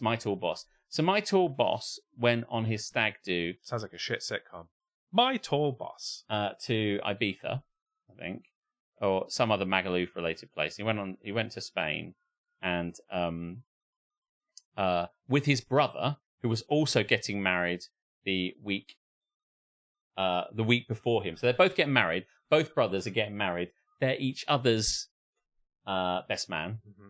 And then like his brother's getting married week 1. He's getting married week 2. They both went away for their stag do together. And they dressed him up. I can't remember what they bought for the brother, as it were. But for my very tall, he was like, I think they're probably going to buy me something really outrageous. I think there was lots of talk, he said, that I was going to be like Del Boy and blah, blah, blah, and all this sort of shit. So that's what he expected. No. They got him an incredibly accurate Big Bird costume. Nice! And it was just like, not one of these crappy ones you get from Smithy's fucking bargain bullshit on Amazon. They got him an incredible Big Bird outfit. And he wore it, obviously he wore it, I mean, not wear it. and he wore it downstairs in the hotel. They put him in the hotel, came out, and as soon as he went into the hotel lobby, he was just fucking swamped by kids who just wanted photos. He's like, we couldn't get out of the hotel. We were just getting loads of people. I think that shit on stag do's is well and truly totally acceptable. Yes. Like, actually having fun with it and making them look like a dick, but in a fun way. Yeah. Rather than actually leaving permanent scars, both physical and mental, by doing shit like stripping them naked and chaining them to a lamppost. It's like, what the?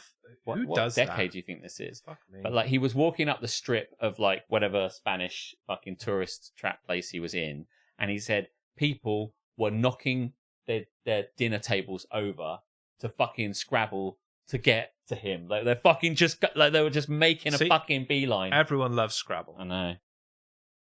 That's crazy shit. I was like, that's fucking amazing. That's cool, did we sploosh the pageantry of all the pageantry, or stag/hen do's generally?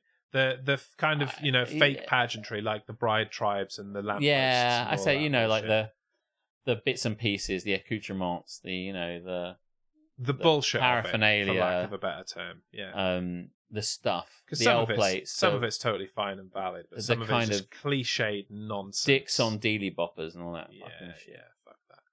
All the shit that Karis hates, because she really, really does. My friend Ollie Smith, who got married to Sarah Ryler, and then there's Ollie and Sarah Smith. But like, Ollie did not want to go out because he was certain. He was like, we're not having a stag do, because I know what it's going to be like. All my mates are dickheads, and they're all going to fucking do that thing. And it took him ages to be convinced that we weren't going to do that. See, some of my friends are dickheads. You know who I'm talking about. And I mentioned under no circumstances were they to try any of the usual stag bullshit. Shenanigans. Because if they did, there would be no need for the stag do, because I would literally stab them in the neck. They would be dead and I would be in prison, and ergo I would not be getting married. Yeah. Like, worth it would lead to actual murder if you did some bullshit like that to me. Let me tell you, revenge would be had, and revenge would be swift and unmerciful. A stab do. Rue's here. I was thinking about her earlier because you're wearing a hat. And you made quite a lot about it. I are hat boy. Yeah, you are. Well, listen, we've got loads on here. I don't want to, You don't want to go on beyond now because you looked at the time and you realised that we have a very long ITA and it's going to be... Yes, yeah. And we've got more for next week. So just cross out the ones we've done so that you know for the future, and okay. And all good. And while you're doing that, I will begin to take us home because we've got a doozy for you. This segment is always good, but today it's long and good. Strap in. Am I the asshole?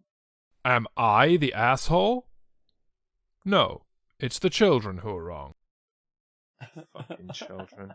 They're always so wrong. How you doing, Alex and Hattie Boy? Rue, we're doing very well. Thank you very much for gracing us with your presence. We're at the end now because there's fucking like 5 pages of this shit.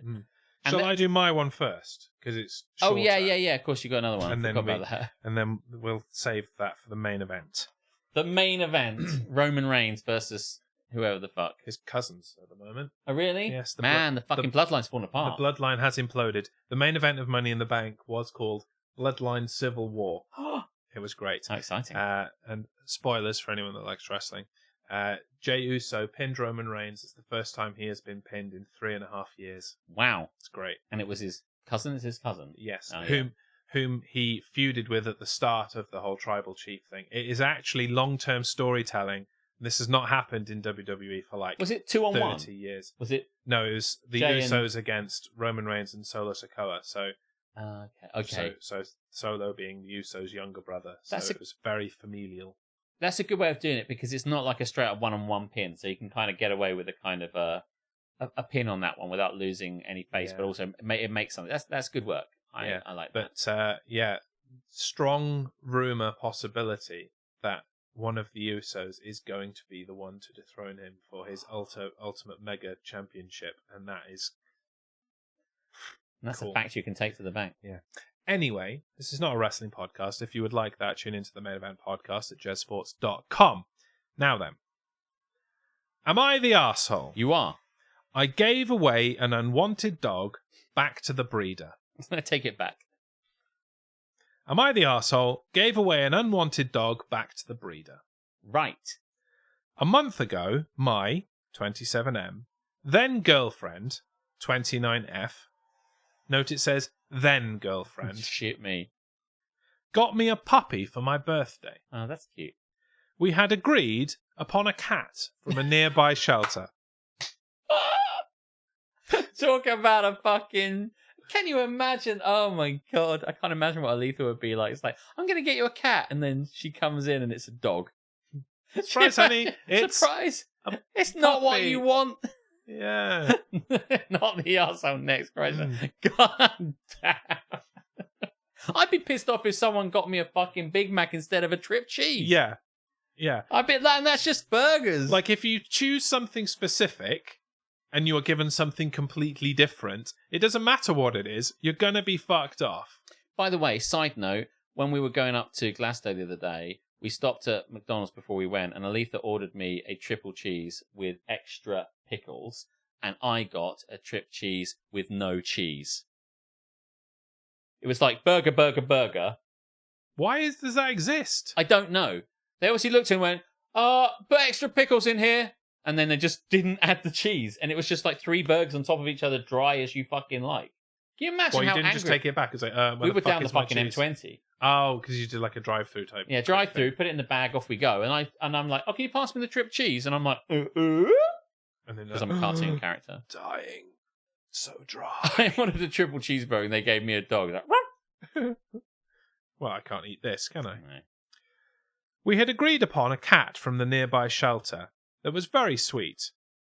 And the day she left to pick up the kitty, she instead went to a breeder and brought home a 10-week-old Siberian husky. Oh. Well, first things first, that's not a dog, that's a husky, and they're very different things. Jess will tolerate a husky, he will not tolerate a dog. Mm. I asked where my new cat was. So angry. Where's my fucking I'm new like, cat, bitch? Is it behind the puppy? What's going on? Is it... Just open the puppy. Is it in the puppy? Where's my cat? Is it like, what's the Alaskan Malamute? Is that on me? Don't fucking flick it at me!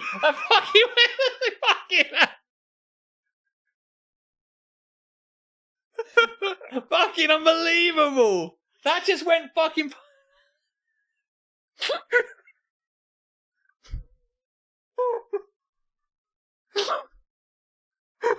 I might not. Unbelievable! I was like, I had my mouth open. Can you imagine? Jed's got even redder. Yep, I'll do that. If that wasn't clear, what actually happened there was he had a fly on him. A fly had landed on me, and I So could you- feel it crawling on me. So He flicked it off, and it just went like straight past my ear. And We're in 4K. We could probably have an action replay of it. down the line. honestly, it made this kind of went past my ear, so it went buzzing past, it went meow, like a car. Oh, I'm actually crying. Oh, Fucking unbelievable. where was I? I don't know. Oh, behind the dog. No, you said behind the dog, but like, she brought home an Alaskan Malamute, whatever the fuck you The said. Siberian Husky. Yeah, I asked where my new cat was. Girlfriend decided cats won't help my unmasculine image. I'm a skinny as fuck asthmatic with glasses who could fit into any nerd movie. So the what the fuck? The girlfriend said it won't help your. Unmasculine image. So you're unhappy that your boyfriend doesn't fit a bullshit stereotype, and in order to make sure it does, you bought him a wolf. puppy. Yeah. Yeah, like it's fucking Game of Thrones. Like, yeah, kids, here's some... Have a fucking direwolf. here's a Winter's direwolf. coming. Yeah. Yeah. Nothing masculine ups a lad like seeing his direwolf killed in front of him 6 times. Fucking hell. And then his dad with his head chopped off. Spoilers. Yeah. Fucking hell. Shut up, phone. Girlfriend decided that cats won't help my unmasculine image, but a dog would. So she told the shelter I changed my mind and got something better. Incorrect. I hit the fucking roof. No shit. Told her to get the hell out and take the dog with her. Correct. Throw the whole woman away. I know about huskies. My small apartment and homey lifestyle doesn't work for them. I'm more of a fat bulldog lifestyle if I had to get a dog, I'll Fat dog, admit. innit? She stormed out and left the dog. And left the dog? No, take the dog. Hey, come back. You've left the dog. Yeah, I know you've heard of it's me or the dog. No, it's you and the dog. dog. Get the fuck out. I took care of him for about a week while trying to find the breeder. Meanwhile, girlfriend is ignoring my calls and texts. Oh, shit. This is the AITA part. This is the AITA part? I thought we'd already covered that. Yeah, I think we're already balls deep in AITA right now, mate, to be honest with you. I broke into her email since her password was saved on my laptop. You didn't break in then? Yeah. You were given access to her email by virtue of her saving her email password. was, I like dogs, not cats. 1, 2, 3. My boyfriend is a nerd, lol. I broke into her email since her password was saved on my laptop and found some emails with a breeder about a 3-hour drive away. And you thought, this is probably it. Hmm. As he goes into his Sherlock fucking mind palace and just fucking works that shit out. A breeder. I wonder if this is the breeder. Or is this some clever pet name for the man she's been fucking because I'm not masculine enough? Can it be both? Maybe. Could be. I contacted them and talked to a very nice woman who confirmed that the dog was hers, and they were very eager to take him back upon finding out that she was lied to over the circumstances of the dog. Right. Or that the dog was going into. Yeah, phrasing needs phrasing. We agree I am not suitable for the husky at all, and she offered a full refund for him when she picked him up. Cha-ching! Am I right? I told her to keep the money, because my girlfriend was a liar and they deserved it. No, you're going to get the money, mate. She's going to give the money to you.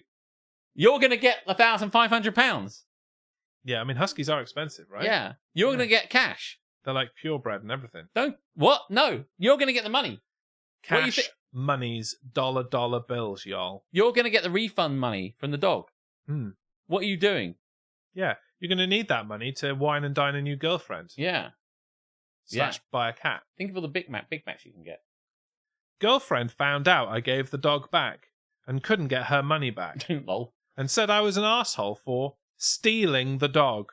You fucking left the dog there! It's my dog. He told you to take it. And yeah, it's his dog. You gave it to me. It's my dog to do with what I want. Then I took it back and got the money. So, you know when people give a gift, you get a gift like, I don't know, a table or a fucking something, and then you take it back and you exchange it for something else. He took his fucking husky back to Macy's. That's what and he got $1,500. He got store credit. Yeah. And then he can do whatever he wants with it. Store cat it. Does that work?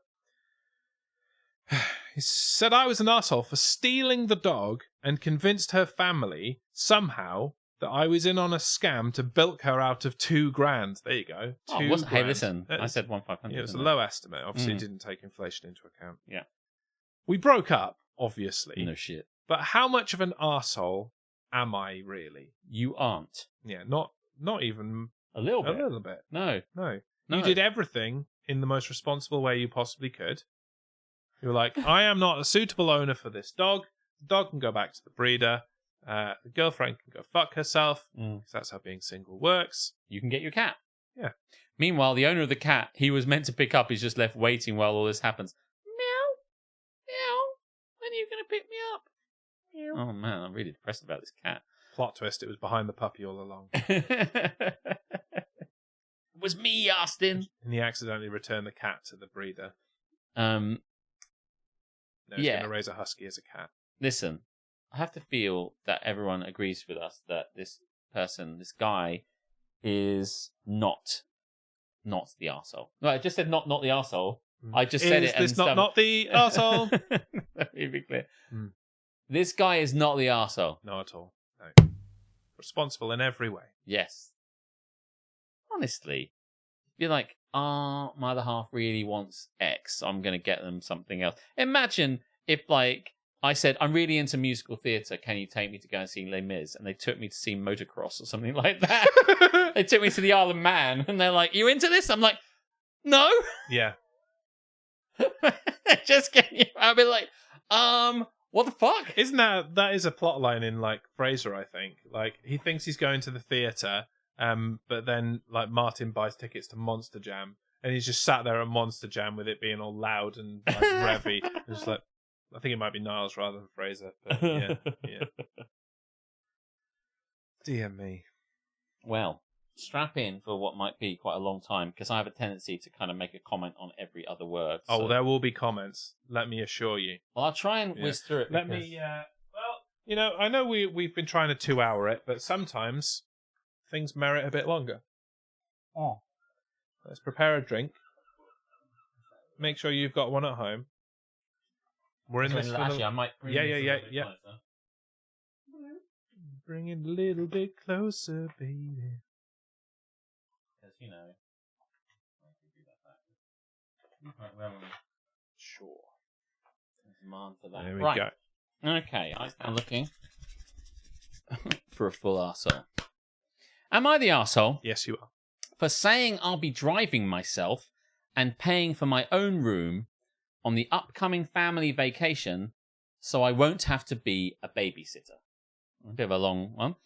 Am I the arsehole for saying I'll be driving myself and paying for my own room on the upcoming family vacation so I won't have to be a babysitter?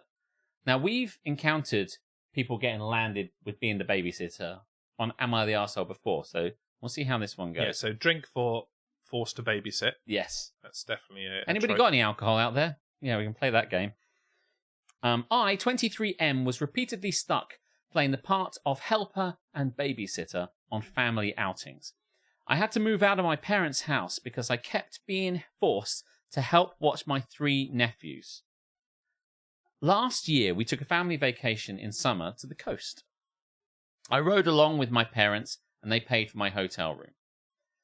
Only I had to share that room with 3 rowdy boys because my sister and her husband wanted a room to themselves.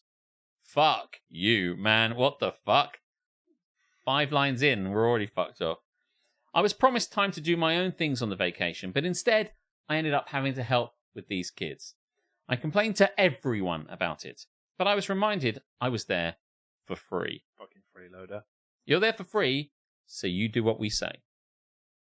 And then we pretty much did just one thing I wanted to do, which was tour an art gallery. I like doing this whenever I'm at the coast, but the kids find it boring because they're children. This year, my parents have a beach trip planned for June, and they assumed I'd be riding along the same way as last year, but I refused. I said I'd be driving myself and paying for my own hotel room. This is fucking clever. I'm into it. You got the right attitude. I think this is correct. Paying for my own hotel stay to have my own room. My parents were shocked. Really? Really? That sounds like shocked. Seems like a bit of an outrageous response. And tried to remind me of the cost, the astronomical cost of hotels. I said it was no worry. I've got a good job and a decent running car. I can more than afford it. That's when the buts started. But, our whole lives and Our stuff. lives, our time, our thing. We didn't have children to keep looking after them ourselves. Hey, Mike. We're on a big one here. Giggity. That's when the buts started. I stated the previously listed things as why I'll be driving myself and paying for myself, i.e. the stuff we just mentioned. I want to be able to enjoy this vacation as an adult and not be treated like a child like last year. My parents told my sister, and she told... my parents told my sister, and she called to blow up at me that I'll be ruining the vacation if I'm off doing my own thing while she has to wrangle her 3 boys. Yeah, newsflash for you. You have fucking had them. Christ. Talk about entitled. It's like, I had 3 kids, but I don't I'm really not like... going to look after them myself. I didn't expect... What am I, a schmuck? I'd be doing it when I've got you. They're your children. Fuck me. This is why I don't have kids. I ended up yelling at her that last year, all she did was rope me into her mess. I didn't really get to do much of anything I wanted to do. I was treated like the bad guy for wanting to go to an art gallery. I'm a grown man. I deserve my own vacation too. And by bad guy, I don't think they mean Razor Ramon. No, they do not mean that. Now my sister is not speaking to me, and my parents are still trying to convince me just to ride with them to keep the peace. I'm still refusing. But the pressure is getting to me. No. You got to hold out. You got to hold out, man. Stay firm, son. Am I the arsehole for not giving in? No. I know they'll have a pretty hard time. Fucking sucks to be them. There's still 2 of them. It's not her. She's not a single parent. There's 2 of them. Plus the grandparents. Right, you know.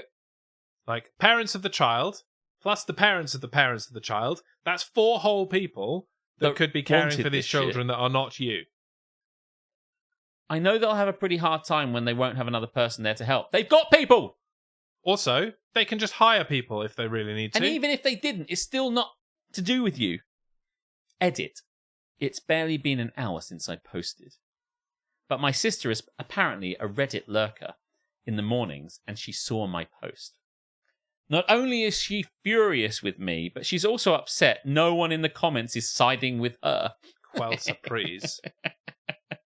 To make it short, she went on a big rant about how it's so hard to be a parent to triplets, and the least I could do is help because I'm young and single. Irrelevant. And she needs a break. Irrelevant. I stood my ground on my decision, and now she's calling our parents to get them involved. I'm expecting a call from them any minute. Update 1. This is the end of the first fucking... How are you guys doing? Checking in. Are you guys all right? Go somewhere else by yourself. They hired you last year. Hired. Parents having conniptions. That's a great use of the word conniptions. That he isn't showing appropriate enthusiasm for giving them more grandkids. Tops, you're okay? Good. Update 1. When my parents realised it. When my parents realised I'm well what good at I spelling did, and speaking. I told my uncle that I fucking hated him for not looking after us. When my parents realised they couldn't entrap me like before, they resorted to borderline begging. And my sister practically tried to order me to go with the flow through gaslighting. Newsflash, I didn't. Good for you.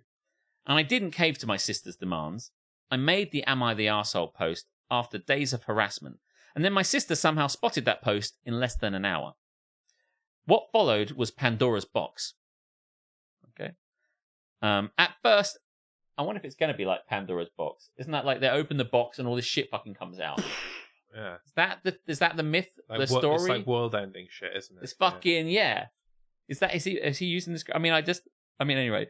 What followed was Pandora's box. And once it was opened, this shit's coming out. At first, the family was against me. My sister called our parents, and they called me when I still had a little time to talk in the morning. My parents were on the phone with me while also reading my post. Now they're reading it. I asked them if anything in the post was a lie. They sort of steered around it and called the post an exaggeration. What they mean is... Spot on the money. It's absolutely correct, and it's hard for us to kind of do anything other than equivocate because we have to put up with your sister. Listen, if you're going to tell the truth, and I don't know where we're going to go in this argument, to be honest with you. Yeah, exactly. But I pointed out numerous details that made it pretty much on the mark. Then I told them to check the comments. There were already far too many to read. I was repeatedly refreshing the page on my home PC and telling them how many comments there were. Then I told them I was sick of their mentality of keeping the peace by forcing me to placate my sister. Then I said I was out of time and we would have to resume this later, while my parents were positively horrified that hundreds, if not millions and millions of rock fans had chimed in on this in a matter of hours. And later on, I told them the numbers were basically doubled and were still growing, which only added to their horror. So I guess they were forced to take a long, hard look at their own actions. Are we right? Or are the millions of people out there disagreeing with us right? It's a hard choice to make, but I think possibly now we're still right. You chose to have kids. If you need help, hire someone. If people offer to help you, great. But they don't owe you anything. People choose not to have kids so they can do whatever they want, not so they can look after yours. This is presumption on the part of these parents. And it's not all parents, but I mean, honestly. I often say it about dogs, but your children are not other people's children. Yeah. Keep your children to yourself. My sister tried to call me to bitch while I was at work, but my phone was on silent till my lunch break. So all she could do was leave messages and texts. But she was persistent and managed to get through to me while I was eating my lunch. The gist of the conversation was my post had taken our parents away from her side. The truth will set you free. And now they were mad at her. In the ensuing argument between them, my parents cancelled the entire vacation. Boom. Fuck me. Mic drop. Nuke. Yes, they later acknowledged they passed the blame out of embarrassment. They have fully accepted fault. They told me no excuses could excuse the fact they'd made me their go-to free babysitter when I wasn't even living at home anymore. They did try to backtrack a little by pointing out they never charged me rent while I was in college. Oh, fuck off. But I reminded them kids don't ask to be born, and I was doing my hardest to make my own way. Then I pointed out my father had the same kind of leg up from his parents. This is all irrelevant. It is. Like, parents look after their own children. That's just the way it is. It's reasonable. They let him live free of charge at home while he was at college. That basically ended any argument my parents had left. When my sister managed to call me at lunch, I presented the facts to her, and she showed her true colours. She implied that I have no life, and my free time on weekends should be spent helping her. Right. Because she is tired. Oh, it was all a big misunderstanding, Alex. I know. He's got no life. Yeah. Ah, well, we didn't know this, did we? She is tired and unable to even go out without bringing her children with her unless someone is watching them. It's almost knew like that she was gonna chose to happen? have children or something. This was a massive surprise to her. Hmm. She is a stay-at-home mother with a husband that makes a decent salary. They live in a pretty decent house that's owned, not rented. And to be frank, my nephews aren't really my responsibility. No. Not even at all. They just forced them on me and expected it to stay that way. My sister angrily hung up on me. But I'd recorded the call and then played it to my parents later. The one that says, "You've got no life, I expect you to help." They were furious. And they basically went to war with my sister. My sister dug her heels in, unsurprisingly, blamed me, and then doubled down. I was about to say doubled down. It's amazing that it says it. And then doubled down on her belief my life should circle about hers. I told her that it was the most narcissistic and entitled thing she'd ever said about me. It took days, but her husband finally stepped in and murdered her. Well, that's the end of everything. Well, I can't wait to hear about the murder investigation on the other 3 pages. I know, right? It took days, but her husband finally stepped in and forced her to apologize to me. I'd never seen her cowed like that by anyone, but she was on the verge of crying. Fuck me, this has gone fucking crazy. This thing's fucking insane. It ended up being admitted that one of the reasons I was the go-to babysitter was because my sister didn't trust strangers. It was never about the money, or was it? Actually, my brother-in-law thought my sister was paying me for the time watching her kids after I moved out of my parents' house. She didn't even give me gas money. So, like, they led the brother to believe that he was getting cash for the time he was spending, but he was just being a servant. She didn't even give me gas money, just gave me cash that was enough to order pizza for both myself and the kids, and pocketed the rest. Fuck me. My sister had been shortchanging me for months. He blew up at her when this came out during her half-assed apology. I think when she says, my brother-in-law thought, the brother-in-law, that's it, thought my sister was paying me for the time. So she's like, I don't know what his problem is, I'm paying him. And then she kept the money for herself. How fucked up is that? How do you carry on like that? What the fuck? Yeah, like I don't trust strangers to look after my children, so I asked my brother, but I'm not going to, commensurate him appropriately. No. It's like, but then she said to her husband, it's okay, I'm paying him. And then it turns, and he's like, oh, I guess he what's gets his problem to eat like then? a third of a pizza or something, I don't know. And it's like, then it turns out that's not happening at all. And the money that they got, presumably from their joint account or wherever they get their money, just goes back to her. That's fraud, motherfucker. He blew up on her. He blew up at her when this came out during her half-assed apology, and she was forced to pay me what she owed me in cash entirely from her own savings, which she looked very sore about. Then my brother-in-law apologized to me for his own inaction in letting my sister walk all over me, and promised they get a normal babysitter from now on. Yes, it'll cause a bit of a drop in the bucket for them, but my sister will be getting date nights back. Then came the family meeting the other day's evening. Jesus, this update. We all gathered up at my parents' house, and everything was laid bare. It's like the end of an Agatha Christie novel. We all stood around in the drawing room to find out who done it, and it was the sister. Apologies all round, and whatnot. Even if she was paying him, you can't not give him a choice on whether he does it. I know, right? Can you embezzle from your significant other. Dom, welcome in. And maybe Apparently you so. can. Yeah. And then there were none. Nice. That's great. I realise there's a lot of chat and I'm missing it because there's so much shit. Then my parents reinstated the family vacation. So once they'd all cleared the air in the kind of chat, Once they'd all conceded that the sister was a massive fucking bellend. the sister's a twat. We all understand. Apologies all round. My parents reinstated the family vacation. The holiday's back on, everyone. And yes, I still plan to drive myself and pay for my own hotel stay because he's still not back down on that. He's not going. I understand you don't. But we're not going to get in through the back door on this one. I'll even stay in a completely different hotel if my sister tries to revert me to childcare. And I have stated this. She's promised me that won't happen. Man, everything's going to be fine. And if I don't update again after the vacation in another month or so, then you'll all know that everything is fine. And that's the end, right? There's no further update? Update 2. Oh, motherfucker. I mean, what a fucking tee-up, isn't it?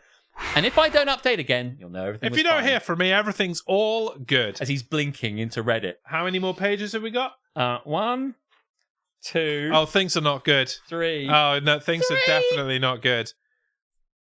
Jesus Christ. I have to talk fast. It's one of my key skills. Update 2. Having a family that knows about your Reddit account has its disadvantages. Yesterday, my sister called me after I got off work to ask me if comments are still coming in. She said she cannot bear the negativity of looking at them herself because the comments are also hurtful towards her. So I was brutally honest. At least 10 comments are still coming in daily, and most of them more or less say the same things about her. She started crying and demanding I delete my Reddit posts. In some regards here, I have to say, enough is probably enough on this. Yeah, I do feel like there might be You've got what you wanted. piling on Scott. at this point. You could at least ask the mods to close commenting because that's a thing. We've made the point. We've done the thing. We'll see how it goes. Dr. Fruitbat wants a tea break. We'll have a little pause and reset after this update. Okay. Yeah. Will we? Can we? Yeah, we can. Yeah. Okay. Right. Go. Pause. Fucking hell. She started crying and demanding I delete my Reddit posts, but I refused and told her she can cry to anyone she wants. But the posts stay up because they are my assurance she won't try to treat me like crap anymore. I'm not sure how they work as assurance. I don't think this is holding out anything to you. Does that work? Is there a Reddit court of law? You know, the fact is that... Your Honour, I'll direct you to Reddit post C9248 in which my sister was a prick and said that she would not force me to babysit on the family vacation. Unfortunately, that was not the case. Please apply appropriate Reddit punishments, perhaps a loss of karma or some downvotes or some other Reddit-based shit. It is broken. Is it broken? Mm-hmm. I can see it on the waveform. Oh, yeah. Let me kind of... Oh, yeah, it is. What's going on with this? Oh, is that back again? It's back now. Fucking I'll try not to move it. Yeah, it's like he wants to keep this stuff up because he thinks that's the thing that's going to be his smoking gun, you know, but the thing is, all this stuff that had an effect on her has already happened. It's in memory. He can't use this as to hold it out against her. It only exists as proof that she was a cunt, and she's admitted that. So it doesn't matter if it exists or not. At any rate, said, the posts stay up because they are my assurance she won't try to treat me like crap anymore. After all, she literally felt like my life should revolve around hers, didn't pay me the babysitting money she was supposed to and pocketed it for herself, and forced me to be the constant babysitter on last year's family vacation. We know this bit, yeah. Is there any wonder people are having so much hate for her when she treated me like that? Then when I mentioned the posts have already spread to other websites and awesome fucking podcasts, because I was asked a couple of times to let an article be made about my situation. And there are some videos that were read as well. My sister shrieked hearing that and hung up. She won't be pleased to watch this then. My parents then called me begging I take the post down. I have to say, I'm with them. I've refused and stated that I only did this because they didn't stick up for me. Yeah, but now they have. So... You've got everything you want out of this situation now. I don't think there is any benefit to keeping this on. The more you do this now, the more it's going to get read out on Don't Get Me Started. So... Yeah. Yeah. He wants to be able to update if she's a dick again. If he deletes it, she'll feel that it's easier to be a dick again.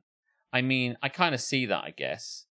But also, nobody on Reddit is holding her to account. It makes absolutely no difference. Win more, to use a kind of magic phrase. It's like we already have enough. Everything here is just kind of just like more of the same. You know? Like if the work that Reddit has done, what Reddit has done has shown the truth to the family. So Reddit has shown the parents and the brother-in-law the truth. Now they know the truth. If they can't resolve this now as a family, as they already have, I don't know what part Reddit has to play. And all it feels now is when she has said, "I'm sorry," piling on now at this point. It's piling on. I don't like that. I don't see why you should take it down. It's the very way you've been taught to be a dick. Can you temporarily close comments? I think you probably could, but he obviously feels pretty aggrieved, and I get that. But it's kind of it's like when someone says something you've done. Like, I remember being very loud and swearing in a pub down at Kip's one time, and this guy had a go at us for being so sweary and shouty. And I apologized and said, "Oh, I'm sorry about that. Yeah, we just kind of let it get away from us." And then he said, "Yeah, because you're shouting so much and you're doing it and you're always being so sweary." And I'm like, "I've apologized. Yeah. And we've calmed down now." And he's like, "Well, it's just in a place like this." And he just kept going on. And once you've kind of had the apology, a sincere and authentic apology. It's like, take your win. When you win, take your win. That's it. Yeah. But, nobody knows their real names. No, there is no way really of identifying these people. So I guess what people say on the internet doesn't matter. But my parents then called me begging I take the post down. I've refused and stated that I only did this because they didn't stick up for me. This would never have happened if they told my sister to treat me like an equal and not a servant. I'm not her butler, babysitter, or handyman. I'm her freaking brother and a grown-ass man. Well, you're 23. Wouldn't they be tired of this crap in my shoes too? They agreed, but still begged I take the post down. I refused and said I'll keep making more if they don't start sticking up for me more. Fucking hell, he's like the fucking mafia. He is drunk on power now. Yeah, Reddit is with me and I am unstoppable. And another thing.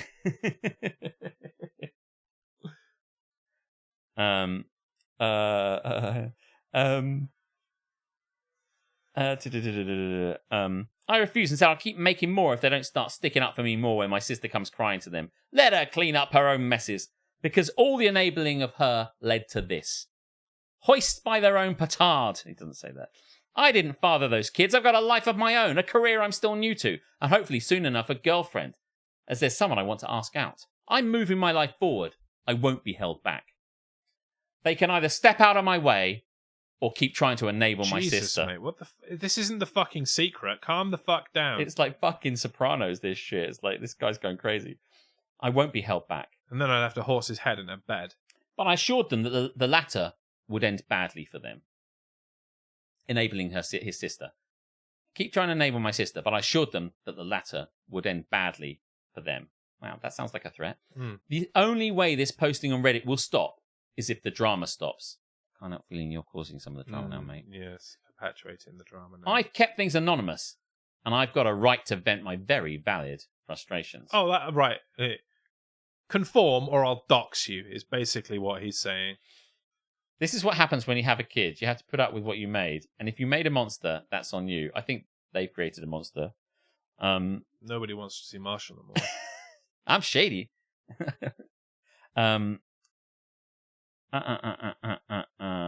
Well, that left my mother crying. Oh, man. Come on, man. My father just went silent, and I said, tears don't move me.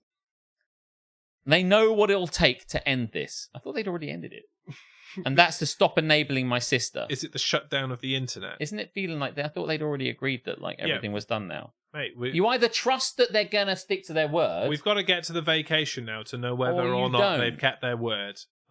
Sudden swerve into ETA. You have to give people a chance to keep their word. Yeah. We all had a lovely drawing room Agatha Christie moment where everyone said, sorry, it's not going to happen again. We checked in the little box to see if it was, Colonel Mustard in the billiards with room. The baby. With the and the holiday. And we all agreed we're not going to do it anymore. And at that point, you have to kind of say, I believe you, I accept it, because what more can you say? Yeah. Because you can't say, well, I still don't believe you. You have to say, okay, and then we go and have the holiday. And at that point, because remember, they had the holiday. You see, if you don't hear up against and if I don't update again after vacation a month or so, you'll know everything's fine. Yeah, but he's updated without the holiday. He hasn't said. He's just and another thing. Yeah, all that's happened is they've had the holiday. Evidently, nothing went wrong on the holiday because if it did go wrong on the holiday, that would be his first fucking update. Well, I don't even think they've got to the holiday yet. It might be not. I think he's just gone back to the internet because his sister asked to take the post down. He's like, she asked to take my post down. What a dickhead. I'm not going to do that, obviously. So it's possible the holiday is yet to come, but it would strike me that the first update, given what he said, I'll update again after the vacation, suggests that they had the vacation, it all went fine, but he's just still pissed off because that's still not enough for him. But it would strike me as being enough for me. Does this all make sense how I feel about this? I hope it does. Whether you agree or not is, that's fine, obviously. But I think once you've come to this conclusion, you just have to let it run its course. But you absolutely do. Yeah. Have to see. Yeah. Unless we get to the holiday in a bit after we've had a cup of tea and we discover that once again she was a twat, in which case we swerve wildly back on his side again, right? Tears don't move you. He actually said that. Yeah. Like, isn't he going... I kind of feel I really want this to be fake because it's so well put together. It's a real story. Can't be. Do you know what I mean? The fact he's become drunk on power. He's seen that he's managed to get them in the palm of his hand. And now he's got them there. Tears won't move me. It's kind of crazy. Plot twist. He turns up on the vacation and there in his hotel room is an ex-girlfriend with triplets. Do you know what? Like, so many times on things like this, nobody believes the person, right? They're like, the sister hates you, the brother-in-law hates you, and the family doesn't get you, and you're alone on this. But in this situation, he has managed to succeed in convincing them. Yes, everyone has conceded that he is in the right and that he has been mistreated. Even the sister. Like, is that not... if that's not enough for you, I really don't know what is. And if I thought that I pushed this to the limit, and my parents are now really severely upset, I would feel like a really fucking big heel if I was making my mother cry over this, I have to say. Blah, blah, blah, blah, blah, blah, blah. Well, my sister called me again to yell at me that our parents have told her they aren't dealing with this anymore and to figure it out herself. And they told her to be nicer to me too. I just pictured her eye twitching as she internally screamed after hearing that. Be nice to my kid brother. What is this? Do I look it up on Google? Yeah, he still believes that, she can't do this. Yeah, I was that sarcastic to her. But it left her crying too when I hung up. My brother-in-law called me later to get my side of the story. He was mad I'm still posting and made his wife cry.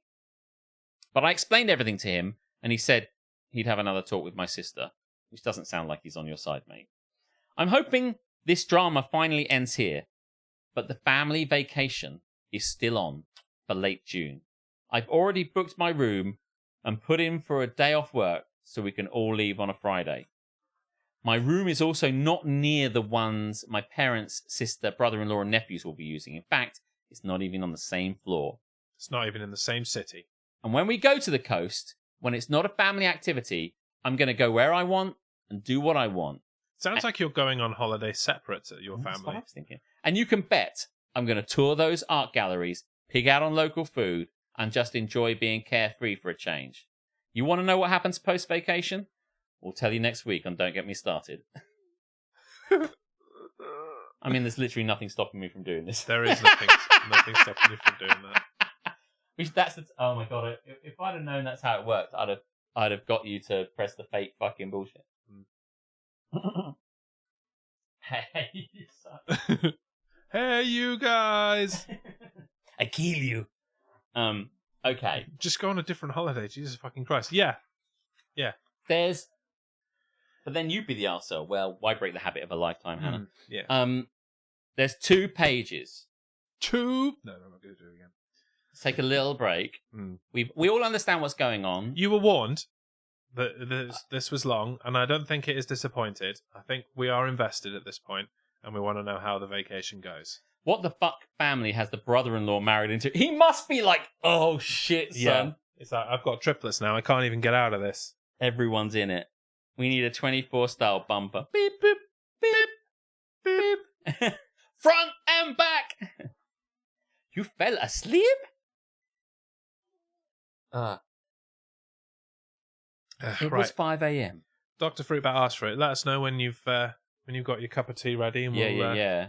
and we'll crack on. I mean, we're all as curious as anybody else to find out what happens post-vacation. Except me, I've already read it. Yeah. I have not.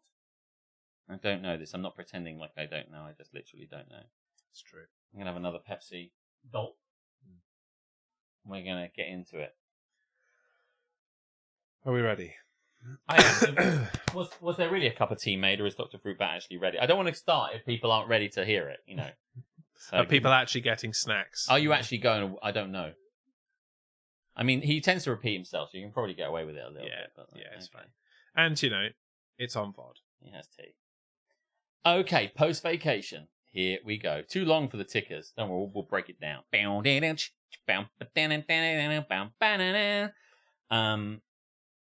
Well, the family vacation is over. Some things, both good and bad, went as expected. Ominous. Good in that being my parents didn't enable my sisters trying to make me babysit. That's a really bad sentence. Oh yes, she did try. Whew. But bad in that being my sister did try to find out which room I was in. But that failed and got her in trouble with her husband again. Firstly, I made sure to tell the hotel in advance that they were not to give out any of my information to anyone who asked, except for police. It meant the sister rang up saying, "Hello, I'm officer." Not give out any of my information to anyone who asked, except for police. I can imagine the hotel being like, "What?" It's like, if the police call, let them. No, that's okay. Yeah, I'm not on What the have run you from done? them. If something needing... This person has lost all ability to write, by the way. Good in that being my parents didn't enable my sisters trying to make me babysit. And then it's like... There should be a comma there. It should be good in that my parents... blah, blah, blah. If something needing that were to come to pass, they assured me over the phone they would not tell a soul. Then, on the day of the vacation, I left earlier in the morning than the rest of the family. I knew they wouldn't be able to get moving as a group till at least 10 a.m., so I left at 9 a.m. Check-in wouldn't be until 1 p.m., but I wanted to make sure I had a head start. Man, this military-style, what am I trying to say? Like precision. Operation. Just to go on a holiday Like, if you're putting with his family, but not even with them. If you're putting this much effort in, maybe you should just babysit the fucking kids. Seriously. This is the same Probably person. less effort. It's meant to be. Yeah, right? Wouldn't it be easier just to babysit? Yeah. Don't give in. I wanted to get a head start. My parents were upset because they planned a family brunch on the way. They can go fuck themselves. They shouldn't have had their twat of a daughter. He doesn't say that, but I'm surprised that he doesn't. But I pointed out I was never made aware of the brunch, so it was cancelled in favour of fast food. Like I planned, I arrived at the hotel earlier. Too early for check-in, but I told the desk staff I was there to make sure my parents or my sister didn't have my information. They claimed they don't do that, but I told them I know for a fact. It still happens somehow. Does he know for a fact? So I'm covering my ass. Right, he'll do anything. When they happened to be dealing with my mother and my sister and 3 potentially crying boys trying to guilt them at the desk, they had better not yield. So look at me. Are you hearing me? Do not fucking fold. You are going to be told some fucking whopping emotional blackmail shit. I don't want to fucking hear that you've given my number. And I wanted to know if they try anything. Probably the desk staff are like, why are you even fucking going on? What the fuck Are is you this? friends Could you or stay family? somewhere else? What is going on? None shall pass. Yeah, I'm here with my family on holiday, spending most of our time together. Don't tell them where I am. Can you imagine what they must be thinking? Oh, yeah, sure, okay. Fucking nut job. Oh,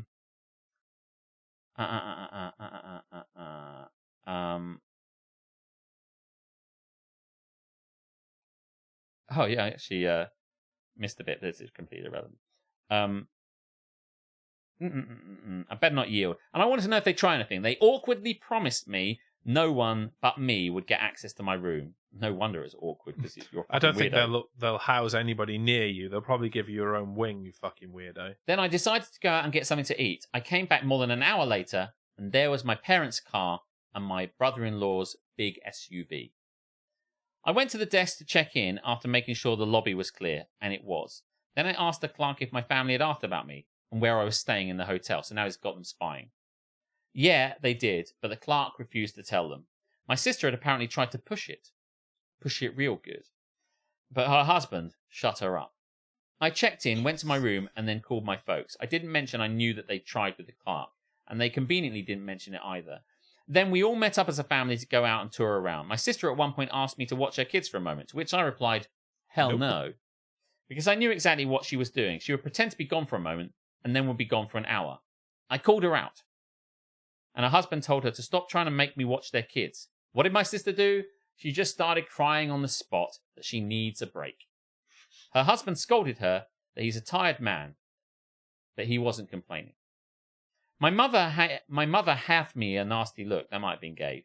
My mother gave me a nasty look, so I went right to her and said that if she tries to even think that I should be watching those kids, I would walk away from this family vacation right now. Mate, what the fuck are you doing? It's not my job, and I'm sick and tired of her and my sister acting like this. Well, that made my mother start crying too. You're basically just running around your whole family shouting at them on holiday now. Yeah. Like, actually look at yourself and realise how you have turned this situation. And then she started repeating the words, you're right, over and over again. This is another old tactic. I just wanted a family holiday. She tries to look pathetic to guilt me. Or she genuinely feels bad about all of this and is fucking miserable because you're all acting like cunts. She tries to look pathetic to guilt me, but I just said, I am right, and to just let it go before walking away. Neither my mother or sister tried anything for the rest of the day. What is the advantage of going on this vacation? Why did he go? I don't know. Last page, everybody. When we got back to the hotel after dinner, my family were all crowding the elevator, but I didn't get in with them. They asked why, and I said I'd wait for the next one. My sister glared at me because she knew exactly what I was doing. I was hiding where I was staying, basically, the room I was in. Then I just sat in the lobby watching YouTube on my phone for 15 minutes. Then I took the elevator up. I was on a different floor and on the other end of the hotel. I had a splendid night. And the next morning we all went out for breakfast. But I made sure they left first. I was the last one out, just like I was the last one in the night before. Breakfast was fine. Then I gave an FWI that I was going to be doing my own thing for the day. I don't know what that is, but anyway. Gave him a what? An FWI. That was a bit I missed earlier. He said I gave them an FWI. I sent out an FWI group text and was off like a shot to make the 3-hour drive. That's the bit I missed, but I didn't. So I gave them an FWI. Anybody want to... Yeah, I mean, maybe it should be FYI. But it's FWI? How weird. Anyway, I told them some shit. You use this acronym a lot. It does not mean what you think it means. I can do my own thing for the day. My mother tried to bring up plans to go to the aquarium and a couple of other places, so I said I'd meet them for those. But the rest of the day was mine until family dinner. They accepted this. Please, son, can we do family things on this family holiday? For wankers info. And that day went fine too. Back at the hotel that evening, though, my sister caught me leaving my room. Ah! You were shit, mate. Come on. You tried so hard. Now she's got you. Fucking hell, you thought you were so clever. She must have been stalking the whole floor looking for me. I went back to my room to chill a bit before dinner because I was tired from walking so much. My sister was just down the hall when I left my room to meet them for dinner. She tried to corner me and say that I'd ruined the family vacation for her because now it wasn't hardly any different for her than at home since she had to wrangle her kids. So maybe he was right to say that she was never can't change. Leopard can't change their spots. That was his point from before. It's like, she won't change. And his version of it suggests that she won't. I called bull spit because my parents were helping her a lot. Then told her that I'm sick of this song and dance of being her scapegoat. It's already over. So leave me the hell alone and get on with your own life. Then I started walking with her, yelling, "Hey, I'm trying to talk to you." I told her I didn't give a crap and I was going to dinner. She followed me to the elevator and we both said nothing to each other. I mean, how is this family even a family anymore? Oh, shit. Are they going out the window? All of Aletha's birthday cards are falling out the window. Oh, good work. We both said nothing to each other. Might want to say that again without my arse in front of your face. And we both said nothing to each other. Or I can put it back again. It's up to you. You know how I love it. I didn't stay silent and told my parents and my brother-in-law that my sister had stalked me to find my room. She was scolded like a child. She had a pity party. I told her to stop milking it and grow up. Both of these, adult siblings are fucking children. The old days when she could force her will on me were over.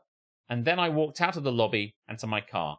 This time, I was the first one to dinner. When everyone else arrived, my sister looked depressed. But not a damn thing was said about what happened before, and that was just fine with me. My sister refrained from making eye contact with me the entire evening, and this time I didn't give a crap about riding in the elevator with the rest of them. I told them bluntly that unless it was an emergency, no one is to come knocking on my door. I had a do not disturb sign for a reason. The final day, everything went swimmingly. Neither my sister or my mother bothered me at all. They fully surrendered at this point. Yes, during the whole vacation, I did play with my nephews a bit. I'm not a complete jerk. I didn't stonewall them. I kept up being the fun uncle. You really sound fun. Yeah, super fun, bro. Just not the babysitter uncle. The kids didn't even seem to care. They just wanted to play. I even bought one of those little baggies of crystals and polished stones to take home as a souvenir.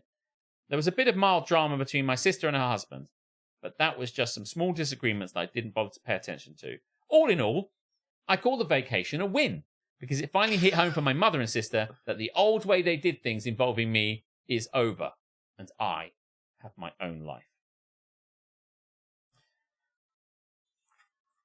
Vacation the following year. No.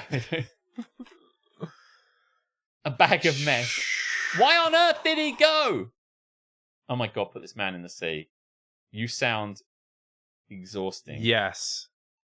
Well, guys, fuck me. Yeah. We've got to wrangle this together and give a final judgment here. And we have the... No, benefit's the wrong word. I mean, everyone sucks, right? I think so. I mean, it doesn't sound like Grandad sucks. He's pretty much stayed quiet in all of this. Just like, I'm not getting involved with this, Beth. This is their problem. Talk. Yes, I'm talking. You're all right, yeah. Am I okay? Yes. Yeah, fuck me. Stay far away from this family. They all suck so bad. Don't sit near them at the beach. It's just like... I feel sorry for the mum, like the grandmother. Me too. Because, she's got both of these children, the son and the daughter with the triplets, who are just still fucking children and have this ridiculous sibling rivalry in which they try to one-up each other the entire time. I think the husband is a dick as well, because it does sound like that the woman is doing the majority of the work and is just fucking tired of it all. And, it's not clear. Give her a break. You have the triplets for a bit and let her go and sit by the pool for a few hours and just fucking relax for a little bit. Because it sounds like she's not getting any break whatsoever. Hire an actual babysitter, a person that is actually employed for the purpose of looking after your children so that you don't have to. Yeah, maybe on this holiday, there's like a creche or something, or a fun holiday there club usually thing is, yeah. that you can send your kids to for time, so you can have some time away. And then not all the time, you go out and do some stuff. So you work the timetable out, so, the storyline of this, such as it is that, he had all his time wasted the first time, so on the first holiday. So he put out all these things. Everyone said, you're overreacting. He laid it out. She incriminated herself. He laid it out to the family. The family took his side. He doubled down and said, I will not capitulate. This shit's going to happen again. And then it did happen again a little bit, but probably not as much as I think he thought it was going to. And then that was the end. And he basically, in an effort to make sure it wouldn't happen, kind of went a little bit mental. Yeah. He basically martyred himself to this whole situation because the rational, reasonable thing to do, the reasonable reaction to, I had a shit holiday because I went with these people who made me babysit, is to not go on holiday with them next time and go on your own holiday. Not to go on this massive fucking vendetta to completely ruin your sister, send your mother into a fucking manic depression, and just generally ruin everyone else's holiday the next time, because that's what you've done. Yeah. You started Like- off as the hero, but you are now very much the villain. Yes. Yeah, that's true. That's exactly what happened. You know, and like, at what point do you have to kind of like go, I'm making my mother upset? The moment you realize you're making your mother upset, For no good reason. I mean, You've if she gotta deserved kinda to be do- you've upset, gotta then stop it. fine, but she totally didn't. the thing is, I get what he's doing in a way, because it's like the sister kind of gets the sister pushes the issue, so he's forced to push the issue. Yes. Because I hate it when someone is an arsehole to you. Like, someone's been an arsehole to you, I'm being an arsehole, fuck you, and you're like, what the fuck's going on? So then you justify yourself, and then you become the arsehole. And I know I've said that before, but like, that's really shit when someone does something, you feel justified in explaining yourself. So you have to fight back. And in fighting back, you become the arsehole. But there's a level to which you stop that. But then if you push it too far, There's being made to look like the arsehole and then actually becoming the saying arsehole. the things that he said in those early bits. Your tears will not affect me. Your tears won't affect me. I can't even see. There's so much here to go and like that. But yeah, it was all that stuff in that first update that, you know, I refused, blah, blah, blah. What's it? I won't, I'm moving my life forward. I won't be held back. Stop enabling my sister or it will end badly for you. You know, You'll be swimming with the fishes. It got really too much. And I feel like there's still a method. There's still a low-key method where he could have just gone. You could just walk away. Yeah. Just fucking walk away. At what point? You say you're going out on an evening out, and then someone invites a friend who's just a complete cunt, and then the cunt invites another cunt and stuff like that, and suddenly it distorts it to the point that it isn't. It's no longer the thing you wanted were it expecting. to, so you just walk away from it. Yeah. You know? You just go and do your own thing. I don't know. Hopefully that was a bit of a roller coaster ride for you guys. It is a crazy one. And that is officially the longest Am I the Arsehole we have ever done on this show. What's the best way through this? What's the answer? Because I think, you know, it's because the parents in the early going kind of says like, oh, don't be ridiculous. It's not as bad as that. And so you feel that the need to be like, Mum, Dad, it is like that. And I need to explain this to you. Without Reddit, could he have done this without Reddit? You know, because Reddit, seeing all these people was what seemed to get them. But is there a point where he could, if we remove Reddit from this, could he have convinced them and saying, listen, this is what's happening. You've got to listen to me. If we do this again, you know, blah, blah, blah, and appeal to their better nature. Because it took like thousands of people to get there. And then in that situation... He is playing to the crowd at this point, for sure. I think, and this isn't an actual classification, but I think... What the fuck is my mouse doing? I think everyone sucks here, except for the grandparents. Yeah. Because they did their mea culpa, they owned up to their wrong, and they moved on. But everyone else kept going with their bullshit, and therefore... I concur. Everyone sucks here. Except for the grandmother and maybe the granddad. I just feel so bad for the grandmother. Jeez. It's like when he's writing this, how does he feel? He's writing things like, and then I made my mother cry, but I still didn't back down. I'm like, mate, you need to fucking check yourself. Honestly. Read what you're writing, mate. It's too much. Too much. And it's not good enough, you know? Yeah, I feel like I said fucking listen to yourself a good couple of times as we were reading that. It's like, Jesus, mate. He needs to put his money where his mouth is and get on with his life. He's making too much of his family life. But he's old enough for that to be just a section of his life now. Fill the other sections with other things. He just kind of, you know, he's gone too far ensuring... I think it's important to stand up for yourself and go like, I'm not going to put up with this shit. Not take bullshit from anyone. Standing up for yourself. He has gone too far. Too far. The kids of the family sound fucking nightmarish. There's no mention throughout all of this about anything that they are doing wrong. I think it is physically the amount of time that he had to babysit them. It doesn't sound like they're unreasonable children. When he says the kids of the family, of I don't know if they mean like the brother and the sister, like this guy. Yeah. Oh, yeah. Rather than the three kids, the triplets. Yeah. But yeah, I mean, the mum and dad must be like, what did we do? What have we done? We've got this daughter who's crazy and forces him to babysit or whatever, and doesn't give him money or whatever. And there's him kind of going crazy and just doubling down on mad with power. It's just kind of like... Yeah. I don't think the grandparents should plan a family holiday ever again. I don't think it's going to happen They should offer to look after the triplets while the sister goes on her own spa completely on her own for a week. Like, you know, Marge Simpson unhinged style. The brother can do what the fuck he wants. The op can do what the fuck he wants and pay for it himself. And yeah, just spend some less time with each other, folks. This family is in fucking full-on crisis mode. Yeah. They're just almost not a family anymore. No. Like, if that was me, if that was my mum and dad, they'd be like, let's just not do this anymore. We'll just go. I would be really sad if I was them. And, very sad. Yeah, I would just be like, we're not doing this again. Yeah. We're never doing this again. Well, everyone sucks. As we said. And Thank you for listening to that fucking intense thing. Yeah, I think you were into it, though. I hope you're into it. I think you were right there with us in outrage. So, well, that's it. Shall we fuck off? We shall. Allow you to fuck off too. 130 in the books. 30 minutes overrun. That's the extra. See? 30, I guess. He's wasting your time as well. Can you fucking believe it? The gall of this guy. In fact, it says in update 6, and all those people watching on Don't Get Me Started can go fuck themselves as well. And so say all of us. Fuck,